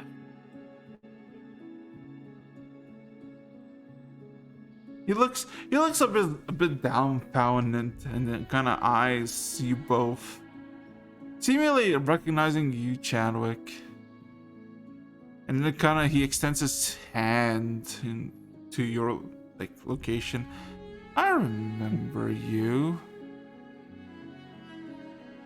Yeah, it's been a minute, buddy, hasn't it? And I'll shake his hand. He extends his hand and gives this firm clasp. Good to see you, brother of the Fae. What brings you here besides this box? That's a good portion of the journey. We're really just trying to pick up these boxes. It's super important to my buddy here. I'm not gonna lean back. Well, it's super important to the entire world, I guess. But you know, paladin shit. He nods, he looks around. People are weird. Very. So, did you know this Paul guy? He looks back at you and shakes his head. No. I wander into the world. He all of a sudden pulls out his fingers and just starts counting. Start of the winter. Now it's summer. I haven't seen winter again, so that much.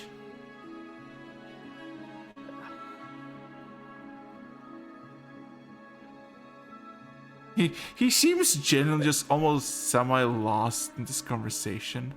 He doesn't know what to add or talk about. He seems to be looking around. Hey, Farron, buddy. You can handle a lot of things right now. Do you mind if I just sit with the tree for a bit and you can handle the Paul thing? Not a problem. You can roll an investigation Shadow. check, Baron. Yes. Just on your own. No advantage because Chadwick is preoccupied. No advantage. I deny your invitation. I use spell. You little shit. Listen here, you little shit. Man, using spells. Yeah, one moment. Yeah. Let's see. Oh, sorry. No, that's the wrong number. That's I tried to copy a number. It didn't copy to my clipboard. That's a 13 That is plus, not not the a correct number. 19,200 plus. Yeah, could you roll me again? I not Sure quite thing. get that smiley face. Alright. Is he? Oh yeah, that's only one roll. Sorry, homie. Man, my boys were rolling 3 times in a row. Alright, that's a 19. Okay. That's right. So, you know, you do your own little investigation, and there is, you know, a bit of a commotion in the village of Ted as people are asking, do you know where Paul's stuff is? You know, some people go, who's Paul? Like, you know, Paul the miner died too. Why would I know where Paul's stuff? Like a bunch of like random conversation this can be heard. And I'll tell you your findings after this conversation with Chadwick. Chadwick, my boy. Now you are standing in the presence finally with the person that is taller than you.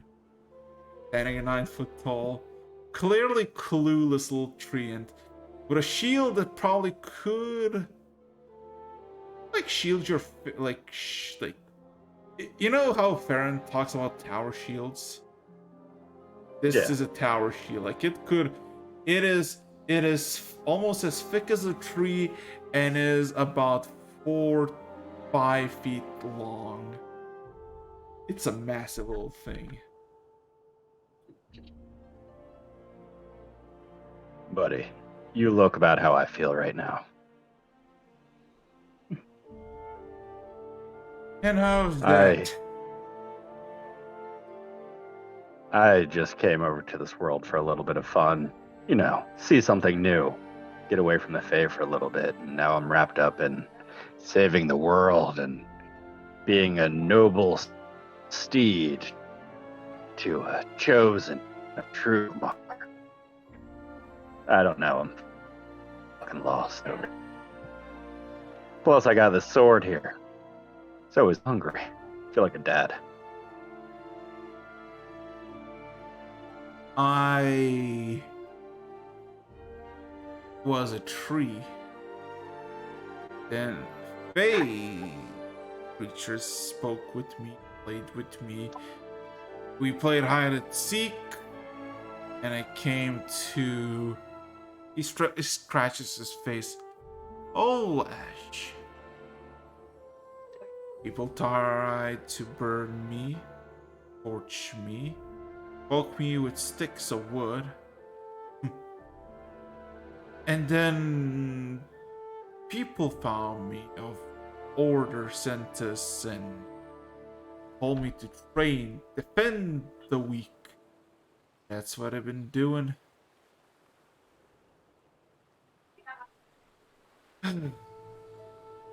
I miss home. I'm starting to think I miss home too. But in order to save the world, I made a stupid choice and lost my way back. There are plenty of forests. Plenty of ways to come back. Maybe after the demons are killed, I shall return to them too.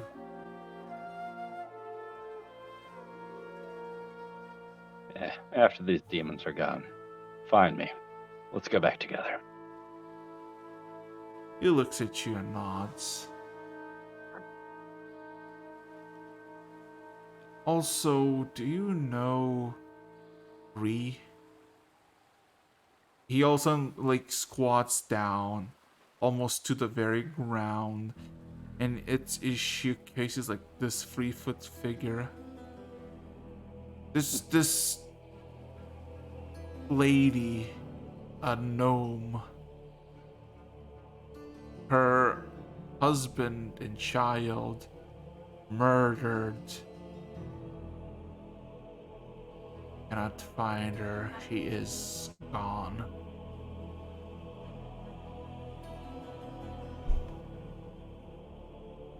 Do I recognize that? You have no clue. You haven't met anybody that would match that description. Didn't think so. Okay. I'll keep my ear to the wind, see if I can find anything. I wish I could help you more, buddy. He sits down on the grass and just kind of looks around. Even though a treant does not have lungs, he seems to be breathing heavily.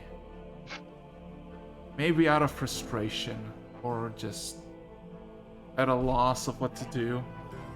Perrin! My boy. Hey, my boy. You know, you get a bunch of commotion, you know, when people see you, they let you pass, seeing as you're a fucking red dwarf and they do not want to ask questions. You come to this almost sickening twist of fate, where you do in fact find Paul.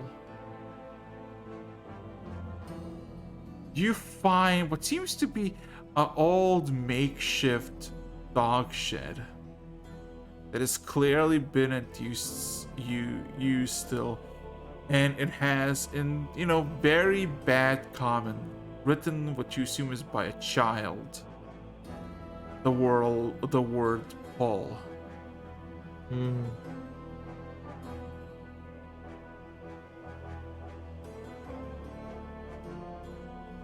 I kind of like I go over to the shack, and now Farron's like, someone's died here, and he kind of slows his roll a bit, slows his pacing a bit, and shows a bit of No, a bit of respect to the this is not a shack. This is a dog shack, and what you realize is there is a dog living there.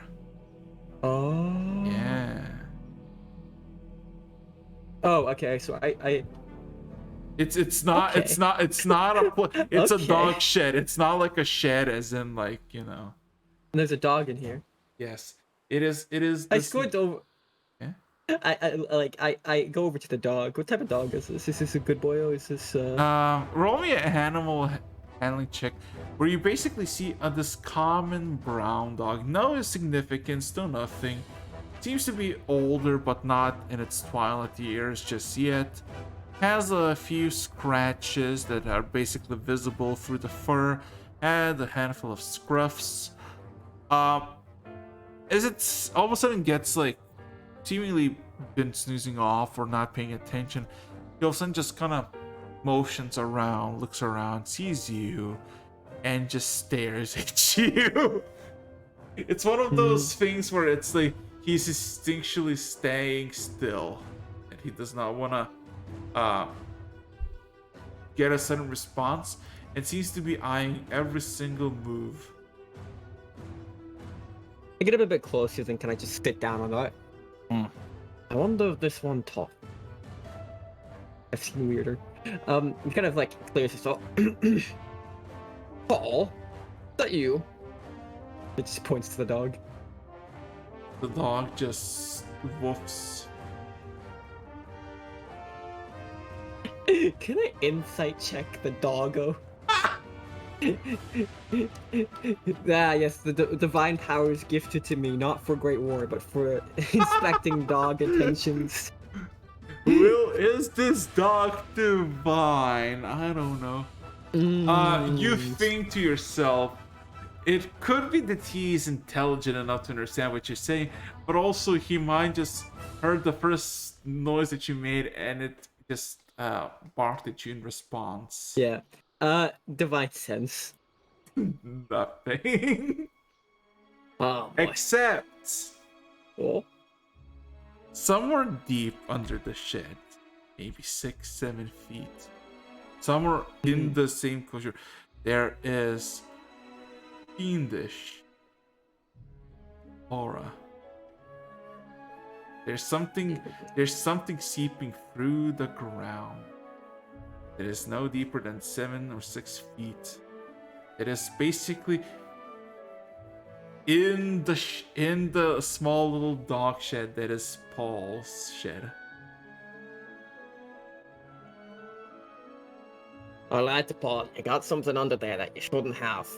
I'm going to telepathically tell Chadwick, Dad, look, get over here.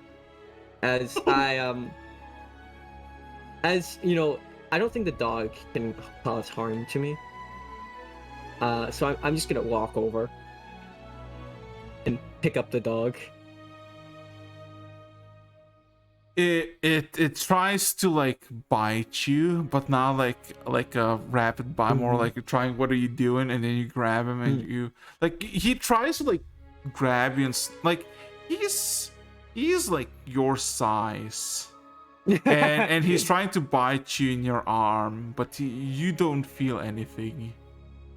Yeah, It's... I slowly, like, I move like 20 feet away, put him back down, and then walk over, and I'm going to try to carefully pick up the dog. I just sit back. I do like the picture of you just picking up this dog, which is like trying to bark at you and bite you, completely like doing nothing. And then as you put it down, it just barks until you literally put on the shed back where the dog is. And I walk over to the spot, and how do I want to do this? I don't want to damage the box. I yell out, "Hey! And then shovels over here!" Shovels over here. Yeah. Projecting my voice as much as I can. Jesus Christ. I imagine Chadwick, you're like, you get a, you're talking, you're having a smoke break with your fucking babe buddy, and then you hear in your mind, like, come over to here, and then like 10 seconds pass and you hear his voice echo through the fucking village. I need shovels over here.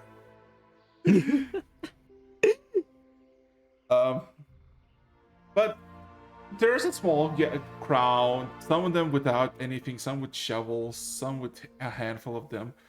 We're like, look confused that you're just standing by this uplifted section of where the shed was for, because it's like a doghouse. It's not like a massive shed, it's like a doghouse, but it's like... Yeah. I motion to two of them to throw the shovels to me. Yeah, they don't throw it, but they give it to you. Nicely. Yeah. I have like a shovel in both hands, held between like the forearm and like to the armpit, and just scoop it up and with each hand, just throwing dirt. Yeah, can you roll me a strength saving throw with disadvantage? Oh no! Just kidding. Shoveling a piece of dirt. Well, this is the greatest challenge yet. No. Failure immediate. It takes you, but with your strength, before Chadwick, you even make your way to Farron, you basically see something getting catapulted into the air as you realize Farron is literally just chucking fucking dirt and Mac 2 all over the place. You may or may not have killed two birds accidentally by sudden just speed of the dirt hitting at them. End result is that you acquire, well, not acquire, but basically you go to find finally a clang, a metal box, lead box, seemingly like, covered and dusted because, submerged in that. And also it has this smell of rot on it. Like it smells like a corpse. And it's similar as the second box you retrieved. It is about a feet wide and a feet high. It's like almost like a cube. Maybe actually feet, and then half feet. So, I take the box, shove the half-feet side dimension into the bag of holding, like, tighten it so the smell doesn't get out. Alright, Phil. Alright, Chadwick, off.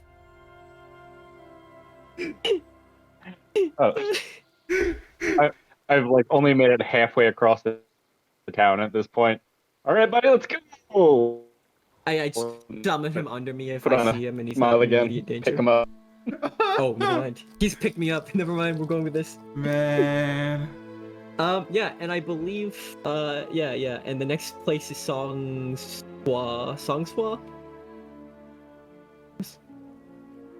Do I remember that correctly? I think it's. Dude, Oy, oy, man. looks legit to me. That sounds about. Another one bites the dust. Dun, dun, dun. Another bus. The one finds the box, and another one down, and another one down. Another one finds the box. And I see we don't Hey. open the boxes. No. I'm reckless, not We're gonna stupid. open you. Another one finds the box. Another one finds. And another one. And another one finds. Yes, yeah, we're going to Swang, whatever the case. To Swung Song we go. Another one finds the box. And with that, Okay. boys, we have found half the boxes. Well, we're about to, I should say. We're very close to finding. Okay, so. Switching back to Nathan. Are you present? I'm present. I'm sorry, bro, but you're taking the very long journey. No, we've calculated it already. How long it should take me. Yeah. Should be About within 3 2 hours. days. 1 if she's being reckless.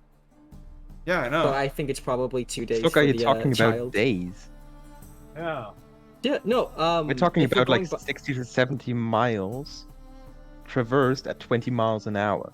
Hold up, 1 moment. I was going by classic D&D travel standards. Sorry, No, those are a bit If different you than if you look at the Russians. bottom We're talking left, about a character talking at 20 miles an hour. if you look at the bottom left, you can see how Yeah. much is the thing. My so- mistake. Alright. That's the wrong estimate. I was thinking from Olash to Alasha. That was an old estimate. So twice that, which would still be 6 hours. So 6 hours. Yeah. Yeah, fast kind is- of. not a day's travel. I guess. So within a day if you're being careful with the child. So then, literally, I right? can just go through all night because I literally have 48 hours before I get my half speed. Man, Just be careful of the child. What the child? She's about being no? very careful. If she needs to slow down just a little bit, she'll slow down and then start slowly ramping it back up. Oh, I'm just saying, you know how comfortable our 11-hour flights? Triple deck. Put her in a bag of holding. I'm just kidding. No, it doesn't have that long of air. It's only 10 minutes. Oh boy, okay. Let's go, buddy. Just let me have a couple. Oh, Chadwick. no, we had. I mean, whatever happened with Nora on that? Did Farron ever get a response? That's well. She's already used a teleport today. So if we know, she probably can't do it 2 more times today. She probably has another teleport, but 2 teleports within a single day. I mean, 3 teleports within a single day. That's a lot of high-level spell slots. I wouldn't be surprised if she didn't have access to that. Anyway, Nathan, my boy. Please make sure Brit returns fast. You know, Britt. So Nathan, my boy, right? You're chilling, you're vibing, you're in the corner sweating your life away. As you know, Rod is chilling, vibing, as he's just humming a nice little song. You know, just humming to himself. Arthur basically pinches his gun and seems to be just bored, looking curiously at the wizard. Nora seems to just fallen asleep, and Elena seems to be staring at all of this transpiring, and occasionally looking out in the window, still at the same fucking spot. So about Also, check out of the window for a second then. Like, if Elena has been staring at the same place for a good while, might as well see what she's looking at. hey, roll me Roll me perception. Let's see what if you see what she. There you go. 30. Oh my god! Jesus Second one fucking. today. Yeah. You look over to the window, look around, try to see. It's basically. You roll me an insight check with advantage. The fuck's my insight? Give me a second. Inside is there. It is. Oh, Jesus 25. Christ! Natural 1 of 19, the duality of D&D. Well, Oh, yeah. with Helena, you basically look around and you see street and a half of commotion of day-to-day life as people come and go, children play, nothing out of the ordinary. You haven't even seen a single guard, right? Walk by or anything that would go for issue. But Elena seems to be looking at the street nonetheless. And it's not that she's seeing something particular, it's that she's just seeing life. You realize there is something in her look, looking down the street, looking at the calm passing of life. She feels envy about this. She looks down at the street with envy. And with a 25, you realize that it's nothing particular that she seeks. It's that maybe it's something that she misses.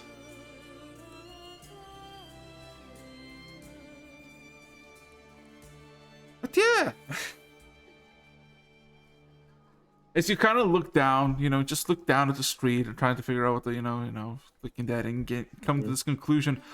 All of a sudden, you have the most wild slap on your fucking shoulder, like out of the left field, like the one that would hurt you severely. Okay. Just as a reaction, Nathan starts turning around, hand on the sword hilt. You immediately see the good old buddy Leo giving you a wide grin and extend his Eyes hands very through. slightly. My savior. As you see Rot in the background, seemingly just like looks at Leo, nods with a smile, and starts picking up his stuff from the ground. There you go. Just gonna remind how Leo looks. Okay, this has worked then. Oh yeah, it's works. We were here. There you go. Thank you. Pats you on the shoulder. Now, as I said, I'm at your service. What that service entails, I do not know. I assume it's nothing really sexual. I really hate sexual stuff, but Oh no. Good. There is a few things I am going to need your help with. As I you like assume having you're this capable of conversation, teleportation? as you having this conversation, Roth literally walks by you, walks towards Nora, slaps her over the face, and says, "Hey, bitch, I'm leaving." And walks to the door, unlocks it, and walks out of it. He was still in the door.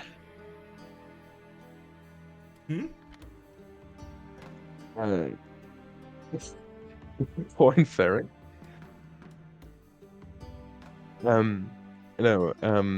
I asked him the question, or like, question statement. I don't need this quite yet, but I assume you're capable of teleportation, right? Trivial. Where do you want to go? We're doing some plane hopping. We're going to a particular place. Are we playing hide and seek? We're definitely not going to different planes, and he's doing like a small hand gesture that can be interpreted as like is there a word for this in English, like Stoßgebet, like push prayer, I don't know what that means. instant prayer, like you know that signing Oh a cross yeah, on your face. yeah, yeah. I know you're like, oh god, That's no. basically for saloon. Uh, We're not leaving this plane, definitely not, or at least I'm not. What you do is entirely up to you. There will be a bit of country hopping later. Is it competitive country hopping? Oh, we do have 12 days to finish all of this, or at least we assume so. 12 days to finish what now? A race that my colleagues are currently winning. Good for More them. competitive within the team, but in a good way. I see. The plan so far is to meet up in 1.5 days' time. And by then, he kind of looks around and like kind of tilts his head down. All hell should break loose. So, what do I do now? Just wait? For now, we're waiting on the actual team lead, Brett, the person that initially freed you. Ah, You yeah, know, yes, back yes, in yes. the Hack Talon. Uh, do you have access to sending? She has the only sending stone, and Oh, yeah, I'm kind yeah, of yeah. cut off from the rest of the What do team. you wanna... What, you don't have a sending stone? He looks almost at you with disgust, and then gives a grin. All of a sudden, he snaps his fingers, and several pouches emerge. Just plops from nowhere on the ground, splatters. Before you even do anything, about 6 more splatter on the ground. Now there's 9 bags. As he starts looking through these bags with fervor, and he pulls out what seems to be just this, like, very well used stove with this one singular blue rune, and just hands it to you. There you go. No limits. 4 tries a day. Oh, thank you. That should make this part of the communication a lot easier. In that case, I will try to. I was about to say call Brit, but like, I guess that's true. Oh, Bring, Brit. bring. Bring, bring. You're getting a call. Things here in Halasha have been developing quite quickly. Leo has been freed, and he seems to be helping us now. How should we proceed in regards to the box? It is literally in the king's private chambers. You. I have to put up my shield so I can. No, it's like, oh, there you are. Well, I'm currently on my way. Should be there in a few hours. For the maximum effect, there should be just a massive wind tunnel. That's why I said I put my shield up in front of my face. Shouldn't Wait. be too long. Unless Just had an our idea. Nora friend can teleport to us. Me to him. I'm listening to that. I'm like not sending a counter message immediately. Looking to Leo. It's going to take a few hours until Brit arrives here. Do you think it's possible to pick her up along the way?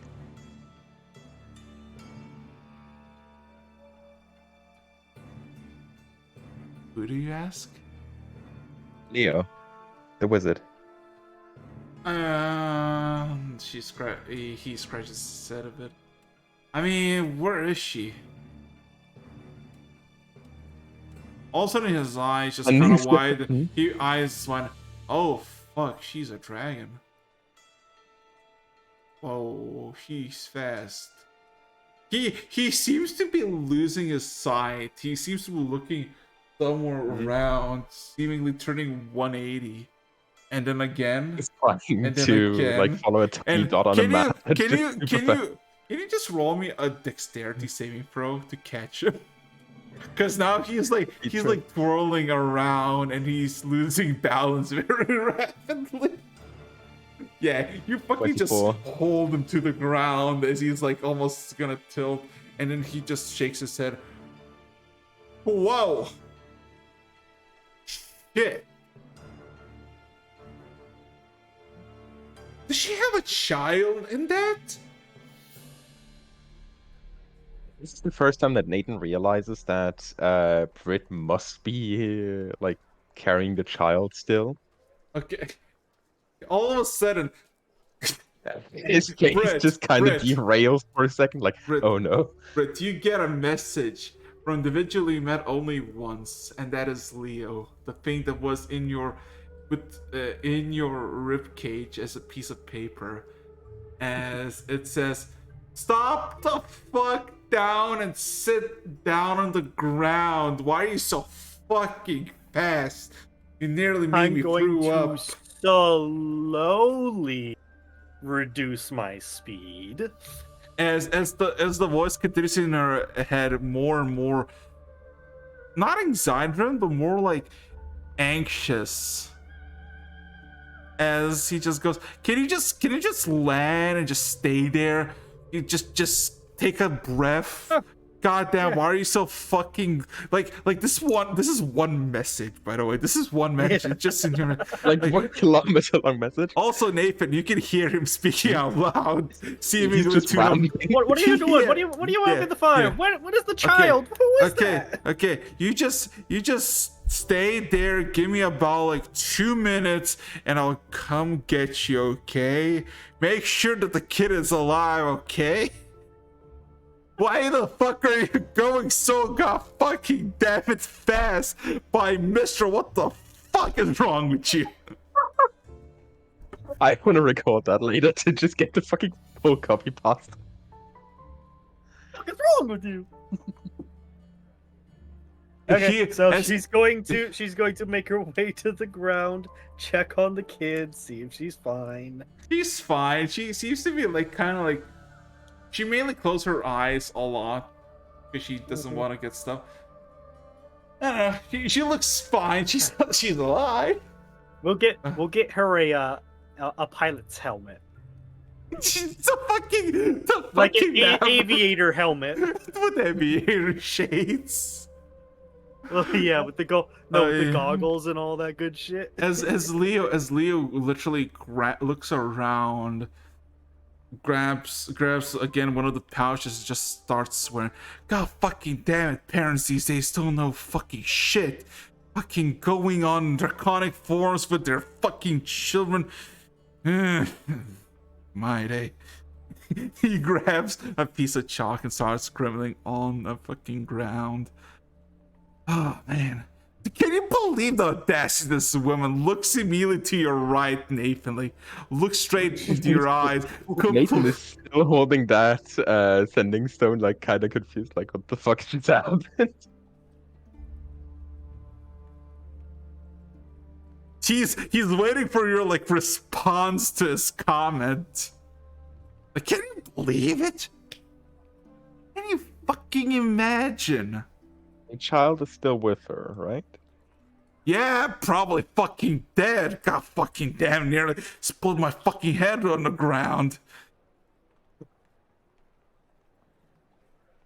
He's crumbling something on the. Oh my god. But you take one fucking step, to just like maybe stretch a bit, move a bit to the side on the ground. You hear another voice. Don't you fucking move. Nathan, you can also hear that. Everybody's looking, Nathan, in the room at this, wizard. Parentheses. Probably fucking insane. As he starts scribbling on the wall with a chalk. And about a minute passes, and there's this nice little circle of just literal lines and angles. There is not a single rune notification or anything. And what he just fucking does is he knocks on the fucking runes. You know, just wooden clanking. A few seconds pass, and the wall knocks back as all of a sudden a magical blue tinted door manifests, and he swings the fucking door wide open. Brett, all of a sudden behind you, like 4 feet away, all of a sudden you hear a click click, and you see what you basically see is in the middle of the fields just a door to a room, and a very pissed Leo, and a petrified Nathan, and a very curious Arthur, and an indifferent Elena, and the sleeping Nora present. As he just points at the fucking back of the fucking room to go in. That's... She steps through with the kid.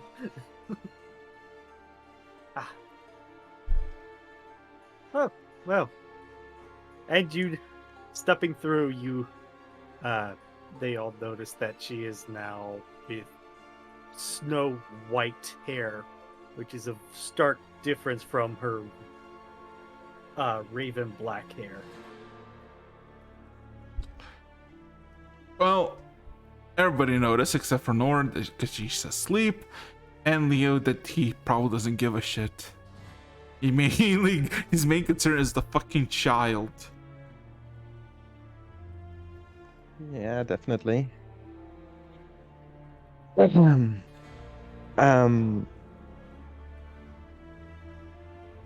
Nathan looks kind of perplexed at you. You've changed. It starts off with the same judgy look that I gave Farron earlier today. Oh no, Nathan 2.0 round 2, let's go. Yes, it was intrigue set of interesting events that happened for sure. Good on you. So, assuming the flight speed, it's slightly turning towards Leo. I assume you definitely got something out of it. Among other things, yes. Well, with the main lead re-established, as you can see,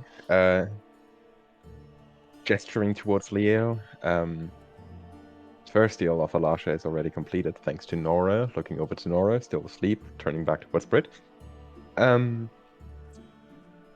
Which leaves us with a few more goals to achieve around here. Yes, of course. One thing that I'll probably handle tomorrow, which is my personal thing, I kind of tug towards the media.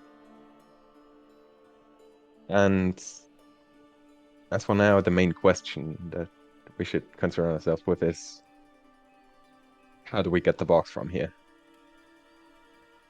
Well, I mean, Quick reminder, looking at the box again, or looking at the piece of paper,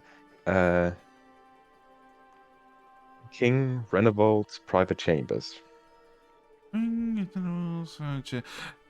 Basically, Leo's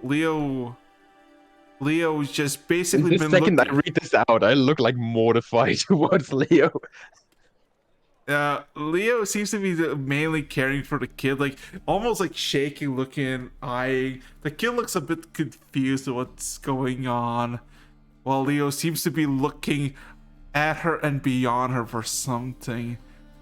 And then when you say like King, you know, when you say when you say King Revenald, he also just goes, King Revenald, looks back at you, Nathan. The fuck you want with the young king? What? He has an item that is relative towards our mission. Oh, god damn it. What is the item? A box of lead. Likely lead. Box of Placed lead. it there by Tarumak or one of his colleagues. 1, 2, 3, 4, 5, 6, 7, 8, 7, 12, 14, 17, 22, 24, 27, 32. He points out into the open air and he waits for something to happen. There's nothing happening. Okay. And then he looks back at all of you. I know where it is.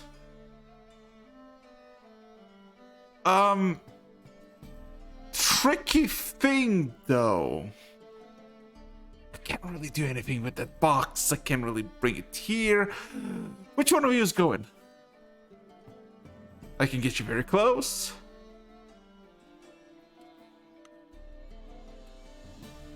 I'm more.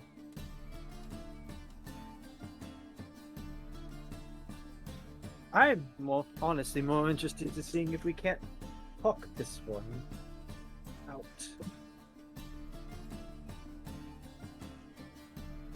Hey. He all of a sudden stands up, looks around, looks at Arthur, wants to ask a question, immediately sees him and just kind of waves away. Looks at Elena, immediately turns 180. Looks at Nora, who's fast asleep, and just walks up to her, staring at her, eyes almost bulging out, as all of a sudden he kind of reaches out the head, just kind of, hey.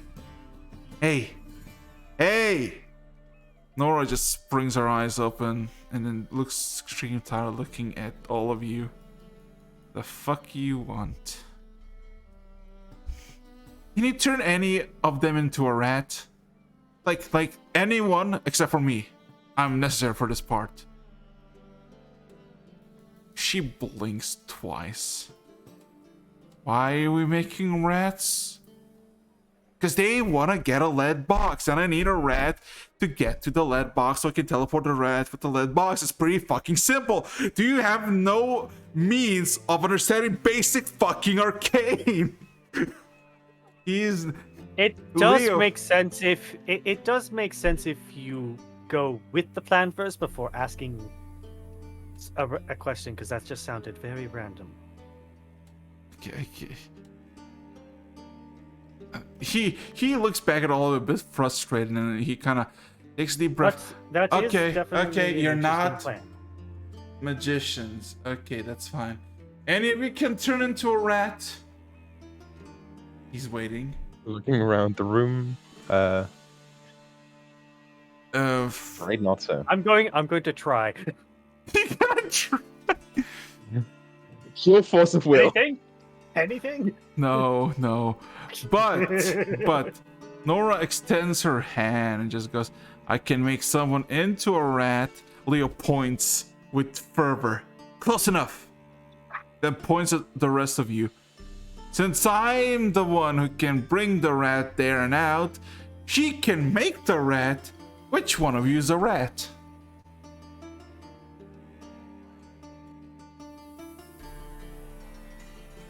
I'll go. The team needs you more, Brett. I'll go. He points finger at Brett and then points at you and Ape and then starts pointing between both of you. Okay, which one of you? You're gonna fight to the death? What are you gonna do? Should things get into trouble, I believe I'm more suited to talk my way out of it. I'll be sitting in prison and you'll be the one talking me out.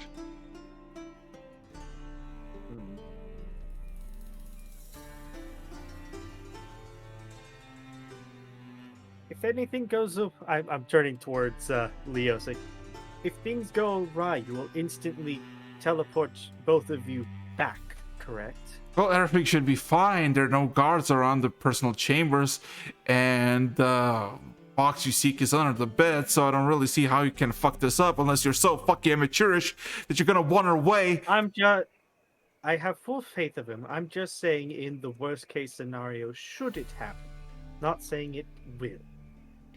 Okay, fine, sure. It's very simple. You're gonna be a teeny tiny rat. You will have the mind of your own. I'll pop you into the room, and you'll know exactly where the box is. You just need to go over the box and just stay there for a few seconds. You can handle that, right? Right? You saved me out of the prison. Nathan. Hmm? You can do that, clearly. You can't stand still, right? Yeah. Good. Okay, Blizzard, make him into a rat. I feel like that's a slur. Nora. Sounds like a slur. Nora. Sounds like Nora. Seemingly not even know what the fuck is going on. Her fucking eyes, for the first time in forever, seems to be ablaze a bit.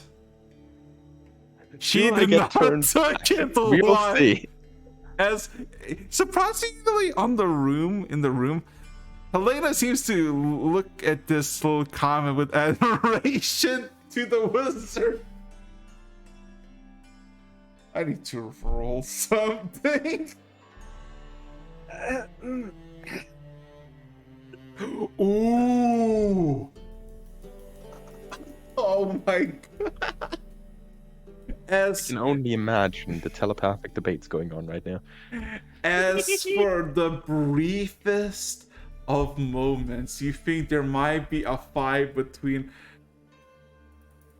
a bard and a wizard that might have consequences of very, very big proportions. Everything goes quiet as you can hear Nora's teeth grind very, very prominently across the room, and she just sighs with this bitter glare. Fine. It's a rat, just a fish. She looks at you, Nathan, and then extends a finger towards you, and then gives a wide smile. Hold my finger.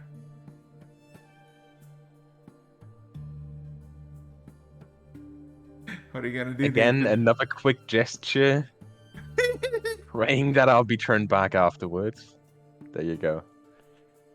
I'll do it.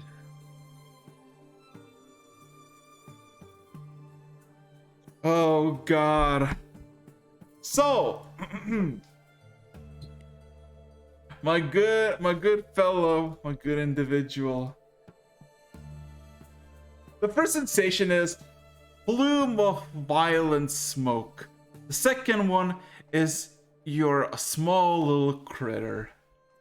As you immediately, for a brief second, also thank you for the raid. We're doing D&D. I'm sorry, but this is what we do. There are no notifications during D&D time, but thank you very much. Thank you. My boy, Nathan, turning into a rat and all of a sudden getting grasped by Leo almost with immense force. Leo closes his hands towards you and he eyes your black beads with his big bluish eyes and just whispers softly into you. Remember, you'll get to the room, you find the case, and you sit. Nod once slowly, if you understand. Very slowly nodding. Okay, he nods slowly. Okay, off to the room with you. He immediately does a 180 with a wide arc in the end and just chucks you into the wall. For the briefest of moments, you thought that you're gonna impact the wooden wall, but then Slight squeak. Yes, squeak, and you immediately midair. You impact softly onto a marble flooring as you slide a few feet away. You're in a dark room, but moments pass, your rat vision kind of attunes to itself. You're in some massive bedroom chamber. It speaks of opulence and a shit ton of clothing, tables, everything you would need to have a good time just in this room. I'm beelining it to the bed.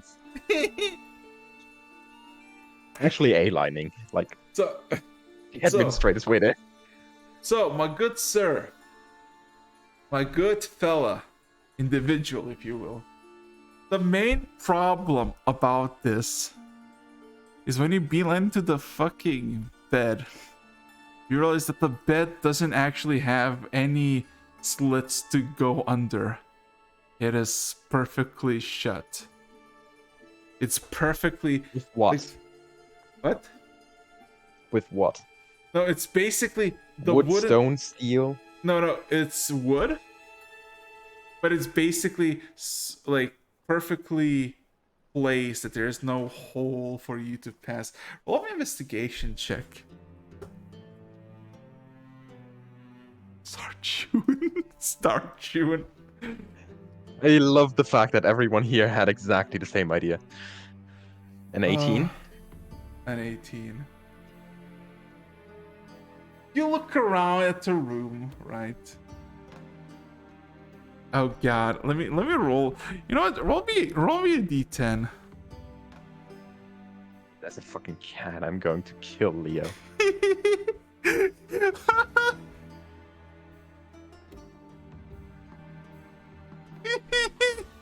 Give me a second. This is one of those days. It's like one of those days. Give me a second.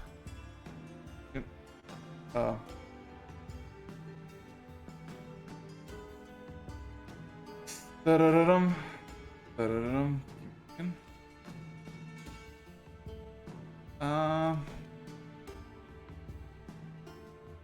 Okay, there you go. So, my good sir, as you look around and try to find a proper place to, you know, find a chewing, a place to get in, because within the bed frame, there's your prize. You all of a sudden hear something your instincts shudder.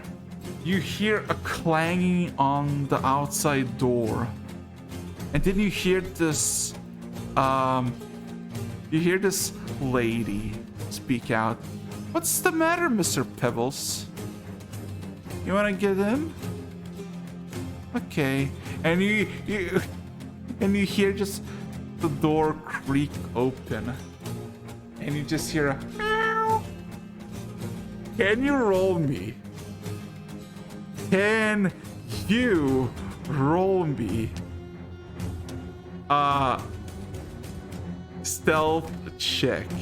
As you, my good sir, are against Mr. benefits. Does my benefits change in any way based on the fact that I'm currently a rat? No, you're still a paladin. Don't worry about it. That's the best part, right? You're against Mr. Pebbles, the bane of rats. Oh no! Not Mr. Pebble. The royal bane of rats. The title's so big and wide you would not even believe. There you go, Mr. Pebbles against the rat. So, as you like start to crumble at the side, you look and you see the cat emerge. It looks around and immediately spots you without a chance to disappear. So, you're by the bed frame. There are several choices for you to escape before the cat decides on its next move. Are you gonna go up the bed frame? Are you gonna go like up, like chairs, tables, or are you gonna just try to outrun it? I'm going to win in an outrunning race, so divine voices give me insight in this. Fuck. You know what? Up onto the bed. You gotta go onto the bed, okay? Hmm. Can you roll me a stealth check? Ba-da-bum-bum. Oh my God! Let me roll its perception. Ah! Oh no! It as soon as you know make to the bed, immediately it doesn't even go where you were. It jumps on the back. Can you roll me a d20? Contested d20. Oh God! Oh! Oh! Nathan, my boy! My boy! My fella. You know, the cat jumps onto the bed. You see it approach, and before you can do anything, it just goes straight for your throat. It just yoinks you. As soon as it squeezes you and you feel like your airways tighten, all of a sudden, poof! On the nice blue silk bed, you lay there comfortably. The cat now nibbling on your finger, completely confused about the situation. Nathan, you're now in King Renadwald's private chambers. That's a person.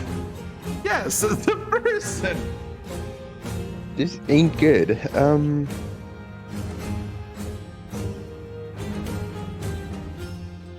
You know what's the best part? Hmm? As you take a deep breath, look down, seconds have passed, you get a message in your head from two individuals separately. Hmm? One is from Leo, who just said, "How the why are you? You need to go. You need to leave now." Immediate answer to that, like literally split-second decision. You could have told me about the fucking cat. I didn't know about the fucking cat. I didn't know that the cat patrol is gonna be just around the corner. Second voice that you hear is that of a very familiar and very frightened individual. The king of the archipelago lecturer speaks out to you and says, "Interesting. I wish the best of luck of your endeavors. I need to tell you this, if you leave the bed, the Bottom Seas will know your exact location and who you are. My main advice to you, for my own mother's sake, do not leave the bed." Is this about touching the ground? Yes. If you touch the ground, you might be very, very big trouble. Okay, 2 gestures. And this will so get me in fucking trouble. Okay, first of all, I'm going to basically jam the cat, like, with the face, into, like, my elbow pit. Just, like, making sure that the cat is fucking silent. And after that, I'm still lying on the bed, like, on one of the cushions, pretty much. I'm taking my blade, and I'm going to cut a hole into the bed. Roll me an attack Big roll. enough. And roll Just me big an enough. animal handling check. Animal handling first. Given that I'm now a human, a Triton again. Sea elf, whatever. 12. Okay, it is fighting with you, but you're clearly winning as it's a cat. You might Yeah. have like a tooth mark by the end of it, but you're basically keeping the cat shut. For me to hit. Oh 27. my god! I just imagine you make like one swipe at it, and for a briefest moment you think you miss, and there's just a piece of the piece of the wood just kind of perfectly just gets destroyed to the point that you probably could slit it back in perfectly. And as you look down and see it there, you all of a sudden see, a bunch of stuff, like random stuff. And one of those things, somewhere almost at the center of the bed, is a box of metal. You don't see anything like it around, so you assume it is the lead box. Still, like, basically trying to maneuver the sword back into the sheath. I'm going to pull out the sending stone, sending towards Leo, and whispering into that stone. Can I touch the box safely? He takes a few seconds to respond. Yes, you can. I will put the stone away. You know what? I don't have time to put it into my pocket. I'll just like slid it down my collar so that I basically have it sitting next to my neck. And just reach one hand into there and just place it on top of the lead box, still having the cat in that lock. Okay. It feels like fucking Mission Impossible. Can you roll me a sleight of hand check since you want to hold the cat? Oh fuck, oh fuck, oh fuck, oh fuck. Accidentally will abduct the cat. Oh, this will turn into its own side story that we'll figure out later. Okay, here's a simple question. You can either drop the box when you get it, or you drop the cat. Just the cat. Okay, the cat drops down, and its first reaction is gonna be... Oh! It's gonna literally just go on the ground, jump on the bed, and start licking itself. You grab the box, you got the box. Ethan is still sweating bullets. Yeah, you got the box. What now? Given that my hand is now free, I will reach towards my throat where the sending stone is currently sitting. Hand on the box. Get me out of here. Ooh. Brett. Yeah. In a minute's time, you never seen anyone in your fucking life sweat so much as Leo. He turned from like, normal, like lighter, whiter skin to basically almost purple. Screaming to the point that his whole voice becomes raspy. As all of a sudden he does extend his hand and starts to do motions with his fingers, and a few seconds later he seems to grab something invisible and just pull. As he pulls, Pop comes out of nowhere, Nathan holding on to a lead box. As you actually make it, you are back safe and sound, and I mean, yeah. I will hand the box to Britt.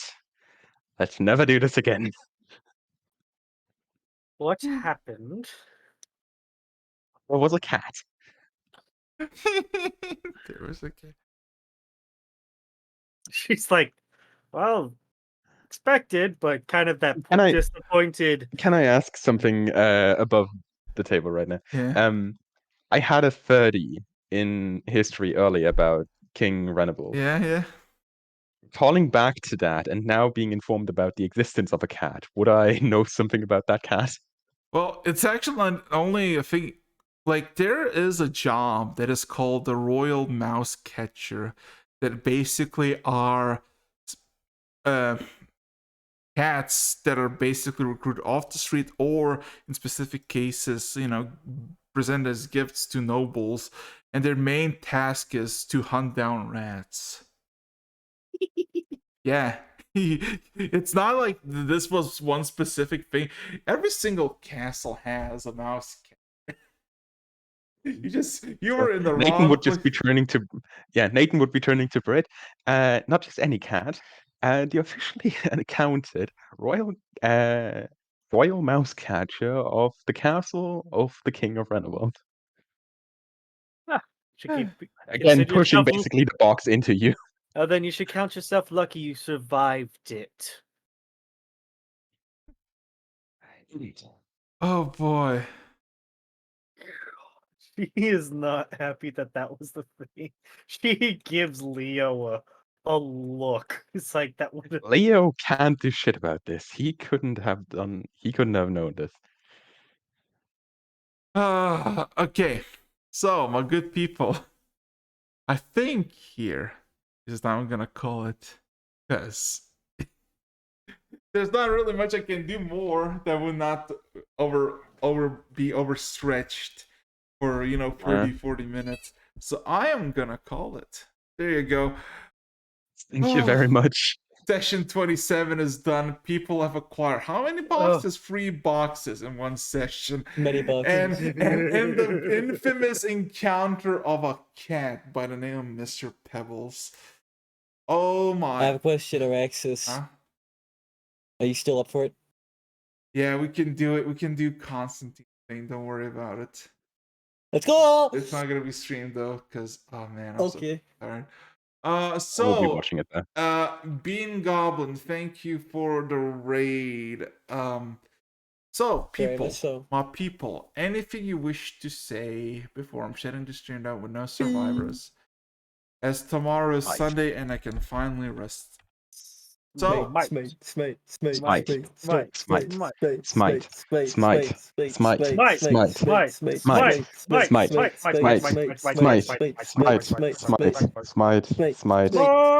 you later. It's done. Oh my fucking god.